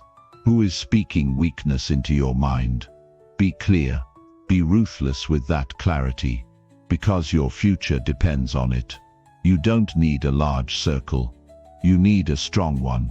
You need people who respect your time, who respect your vision, who respect your effort. You need people who speak growth, not gossip, focus, not fear, progress, not problems. And until you find those people, it's better to walk alone. You will never become powerful by staying surrounded by people who fear strength. You will never stay sharp by keeping people around who celebrate mediocrity. At some point, your hunger has to become more important than their comfort. This isn't about being cold. It's about being serious. About your time. About your goals. About your life. You don't get these years back. You don't get another shot at this season. And you're not here to waste it explaining your purpose to people who are too lazy to find their own. You're here to build, to grow, to elevate. And every second you spend dragging someone who doesn't want to move is time you've stolen from that purpose. There's a cost to keeping people around just to feel liked. That cost is your progress. That cost is your standards. That cost is your future. You've seen what happens when you lower your pace to match the people around you. You start thinking like them. You start moving like them. You start feeling unmotivated, undisciplined, unclear. That's not a coincidence. That's your environment shaping your identity. You want to grow, then fix the environment. Remove the voices that keep pulling you down. Add pressure, not pity. Add challenge, not comfort. Add accountability, not excuses. You know who they are. The ones who laugh at your discipline. The ones who dismiss your goals. The ones who always have a reason why something can't be done. They don't see the world the way you do. They don't value what you value. And you keep hoping they'll change. That they'll see it eventually. That they'll grow. But they won't. Not until they want to. And until that happens, you're wasting your time trying to lift someone who doesn't want to stand. It's not your job to fix anyone. Your job is to become the strongest, clearest, most disciplined version of yourself. That's the standard. That's the focus. And anything that interferes with that needs to go. You don't ask for permission. You don't need their blessing. You choose to grow because you've seen what happens when you don't. You choose to separate because you've felt the pain of staying stuck. You don't have to make a scene. You don't have to explain your decision. Just stop showing up where your values don't fit. Stop pouring energy into people who waste it. Stop sacrificing your momentum for the sake of loyalty. Loyalty doesn't mean staying the same. Loyalty means pushing each other to rise. And when that doesn't exist, it's time to walk. Growth is lonely at first. You'll miss the company. You'll question your decision. You'll feel the pull to go back. But keep walking. Keep building. Keep becoming. Because what's on the other side of that walk is a life where you're surrounded by strength. Where you don't have to shrink. Where you don't have to explain, where you're supported, challenged and respected. That life is only possible when you stop carrying what's been holding you back. You don't need to be cruel. You need to be committed to your discipline, to your standard, to your purpose. That's what matters now. You're not here to convince anyone to grow. You're here to live with such focus that it either inspires them or separates them. Either way you win. Either way you move forward. Either way you protect your future. This is your life, your time, your story. And the people in it will either elevate you or limit you. Be honest about which ones are doing what. Then act on it. Quickly, without guilt, without delay. Walk away from anything that's slowing you down. Walk toward the version of you that doesn't apologize for growing, that doesn't tolerate weakness, that doesn't stay small to make others comfortable. You don't owe them your future. You owe yourself your full potential. Start acting like it. Today, without looking back, without regret, without hesitation, just you, your goals, your discipline, and the strength to keep going alone until the right people show up. And they will, but only once you've made space by letting go of the ones who never belonged there. Chapter 19. Train yourself daily to handle discomfort without complaining. Discomfort is the real test of who you are and what you're capable of. Anyone can be motivated when everything feels good.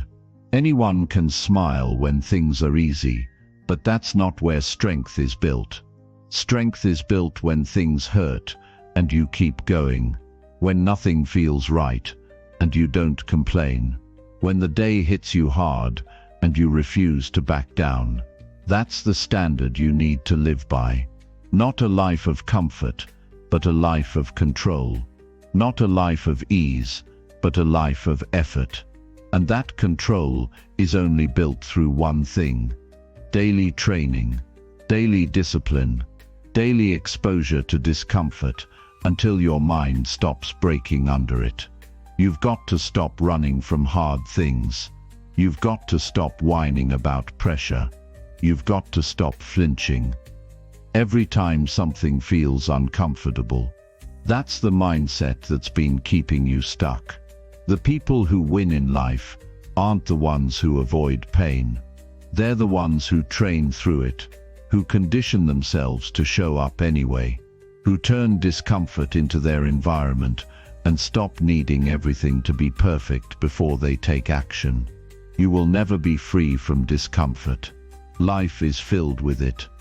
Pressure, rejection, uncertainty, loss, pain. You can't avoid those things, but you can prepare for them. You can train your response to them. You can develop the habit of acting in spite of how you feel. You do that by exposing yourself to daily struggle, on purpose. Not waiting for life to test you, but stepping into the test every day by choice. That's how mental toughness is built. Not by talking about it. Not by reading about it. By living it. Wake up early when your body wants to sleep.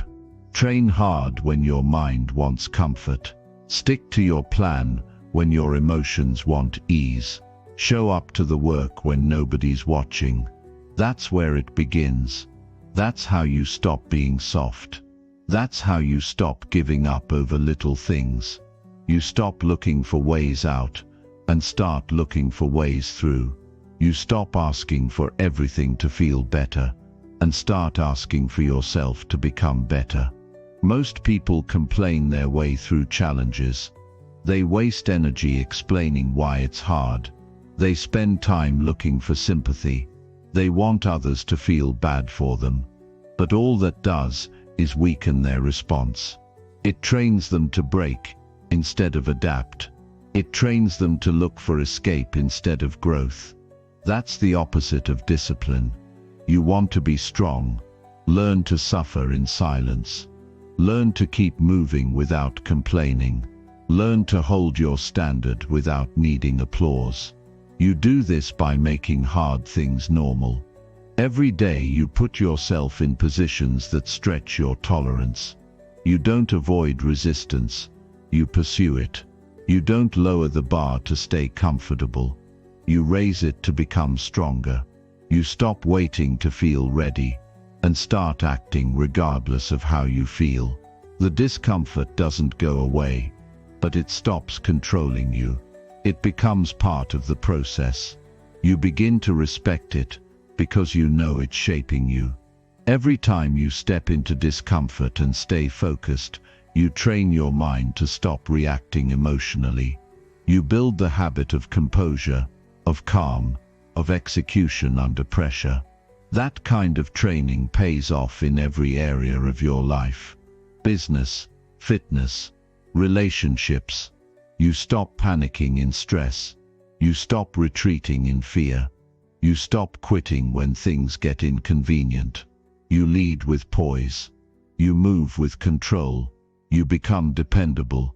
Not just to others, but to yourself. Most people live soft because they never train hard. They think discomfort is something to avoid, something that means they're doing something wrong. But discomfort is the price of every breakthrough. You want to level up. You want to build something real. Then expect to suffer. Expect it to burn. Expect to be stretched. But don't complain about it. Get stronger because of it. That shift in mindset changes your entire approach. You don't just tolerate discomfort. You learn to welcome it. Because now you understand it's where the growth is. It's where the confidence comes from. It's where you earn the self-respect you've been missing. Not through ease, but through effort that challenges every part of you. That kind of pressure reveals your gaps. And once you see the gaps, you get to fix them. That's how you grow. That's how you evolve. The more you train your mind to handle pressure without complaining, the more you rise in life. Because while everyone else is breaking down, you're staying solid. While others are falling apart, you're staying focused. While others are searching for comfort, you're building capacity. You don't need everything to be easier. You just need to be more disciplined. You don't need less stress. You need more structure. You don't need more motivation. You need more consistency. This mindset is built one day at a time, one decision at a time, one discipline at a time. You choose the harder path, not to suffer for no reason, but to prepare for the challenges life will throw your way. That's how warriors are made. That's how leaders are built. Through pressure, through silence, through work that nobody else sees. And you get better every time you don't break. Every time you stay steady. Every time you choose execution over emotion. Your greatest weapon is your ability to act without needing to feel comfortable. That's how you separate from the weak. That's how you get ahead when others are falling behind. They're waiting to feel ready. You're building strength while it's hard. They're whining about the pain. You're turning the pain into fuel. They're explaining their struggles. You're executing through yours. The best version of you lives on the other side of discomfort, and you get there by walking through it, without looking for shortcuts. You stop avoiding the cold, and you train your body to handle it. You stop running from fatigue, and you teach your mind to move anyway. You stop flinching under pressure, and you teach yourself to stay focused. That's training. That's discipline. That's the real game. Every day you have a chance to sharpen your edge, or to soften it. Every time you complain, you weaken it. Every time you step up with action instead, you strengthen it. You don't rise by feeling good. You rise by becoming good at handling what most people avoid. The early hours, the tough conversations, the hard workouts, the long days, the boring routines, the moments that feel like too much. That's where champions are built. Not in comfort, in commitment. You don't need to post about the grind. You need to live it. You don't need to tell anyone how hard you're working. You just need to finish what you start, no matter how it feels. You don't need the world to know you're suffering. You need the world to see your results. That's how you win. That's how you lead. That's how you earn respect without ever asking for it. You're going to feel discomfort every day, but the question is, what are you going to do with it? Are you going to back off? Are you going to complain? Are you going to delay? Or are you going to face it head on and push anyway? That's the choice. That's the difference between someone who rises and someone who stays stuck. Train yourself to be calm in chaos. Train yourself to be steady in storms. Train yourself to keep moving when your emotions want to stop. Train yourself to endure without talking about how hard it is. The more you live this way, the more unstoppable you become, because now you're not depending on comfort. Now you're depending on character. That's the goal. Build character strong enough to carry you through anything. Build habits that don't crack under pressure. Build discipline so deep that complaining becomes foreign to you. Every day is an opportunity to become that person. And every time you act with strength in discomfort, you're getting closer. You don't need life to get easier. You need to get better at facing what's hard. That's where your power is. That's where your growth lives. That's the mindset that changes everything. Handle it. Train through it. Stay focused. No complaints, just discipline, just action, just forward movement, no matter what, every single day. Chapter 20. Make bold decisions and never second-guess your resolve. Bold decisions are what separate people who lead their lives from those who just follow the flow. A weak mind hesitates, overthinks, and drowns in doubt, but a strong one moves with clarity and purpose. You will never reach your full potential by sitting in the middle. You will never build a meaningful life by waiting to feel certain before you move. The best progress in life comes from the decision to go all in, to stand behind your choice, and to never waste time second-guessing once you've committed. That's the discipline that builds success. That's the mindset that keeps you moving forward while others freeze. Every time you hesitate, you lose momentum. Every time you go back and forth on a decision you already made, you weaken your confidence. Doubt kills more dreams than failure ever will. Failure at least teaches. Doubt just delays. And delay becomes a habit. You don't need more time to decide. You need more courage to trust yourself.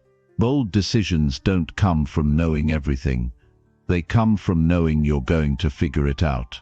That no matter how it goes, you'll adjust, adapt, and continue. That belief is what sets you apart. You are not here to tiptoe through life. You're not here to stay in the safe zone. That's where people go to feel comfortable, not fulfilled. The life you want won't come to the one who plays it safe. It belongs to the one who's willing to take a real risk. The one who says, "I'm doing this, and I'll make it work." That's not recklessness. That's commitment. That's trust in your ability to face whatever comes. That's a standard of action that refuses to apologize for having ambition. Indecision is a slow form of destruction. It feels harmless, but it chips away at your time, your energy, and your belief. You sit on ideas. You wait for signs.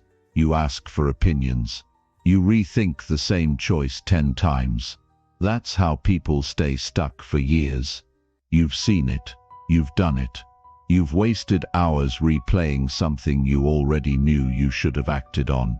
That ends now. From this point forward, you act. With speed, with strength, without seeking endless reassurance. Your life doesn't change from thinking more. It changes from doing more. You can't study your way into clarity. You have to move. You have to choose. You have to draw the line. And once the decision is made, you shut the door on doubt. You don't go back to it. You don't entertain second thoughts. You take that energy and pour it into execution. That's how results are built. Not from perfect decisions, but from bold ones that are followed through with relentless action. You won't always have all the answers. You won't always feel ready. But you can train yourself to act in spite of that. You can train yourself to move with confidence that's built on discipline, not emotion. The people who win are not the smartest or the most talented. They're the most committed. They make a call, and they stick to it. They don't entertain alternatives. They move like it's already done. That level of certainty is a choice, and it's available to you right now. You have to stop talking yourself out of your own ideas. Stop feeding your fear with overthinking. Stop giving yourself permission to delay. You know what you want. You know what needs to be done. The issue isn't clarity. The issue is courage. And courage is only built when you move in the face of fear, not when you wait for it to go away. Every bold move you make builds your identity. It shapes how you see yourself. When you decide quickly and act with power, you begin to see yourself as someone who leads, as someone who follows through, as someone who doesn't live on the sidelines. That shift in identity is what creates consistency, and consistency is what produces results. You need to stop giving so much weight to other people's opinions. Everyone will have something to say. Most people are projecting their own fear. Most people aren't living with purpose, so don't expect them to understand yours. The bold path is often misunderstood. That's fine, let them talk. You focus on action. You focus on building. You focus on doing what most people won't. You've waited long enough. You've spent enough time thinking about what you could do. Now it's time to make the move. Decide on the business. Make the phone call. Apply for the job. Start the routine. Say yes to the challenge. Say no to the distraction. Whatever the decision is, make it. Not next week. Now, not because you're certain it'll be perfect. Because you're committed to making it work. You don't need a backup plan. You need a full plan, followed with full force. The safety net keeps you soft. It keeps you half in. That's not where power comes from. Power comes from full immersion, from removing your escape routes, from choosing to go forward, no matter what. That's how you build resilience. That's how you find your strength. Stop treating your decisions like they're fragile. Stop waiting for perfection. Make your move, and make it strong. Because the longer you wait, the more fear grows, the more noise takes over. And that's how people lose years of their life, by staying in neutral. You're not here for that. You're here to build a life that reflects your discipline, your clarity, and your refusal to settle. Start small if you have to, but start with power. Start with certainty. Start with the decision that says, I'm not going back. That's the line. That's what changes everything. Not because the task itself is massive, but because the mindset behind it is solid. You become unstoppable when you stop negotiating with your goals. You become consistent when you stop entertaining doubt. After you've committed, you become elite when you follow through, without explanation, without delay, and without emotional noise. The people who build the most meaningful lives are the ones who made bold decisions and never looked back. They didn't wait for validation. They didn't ask for permission. They didn't need everything to make sense. They moved, and they kept moving. That's what you need. That's what it takes. That's the standard now. You want peace? Make bold decisions and stand behind them. You want progress? Stop second-guessing and start executing. You want pride? Choose the hard path and walk it without hesitation. You want purpose? Build your life with decisions that reflect your values, not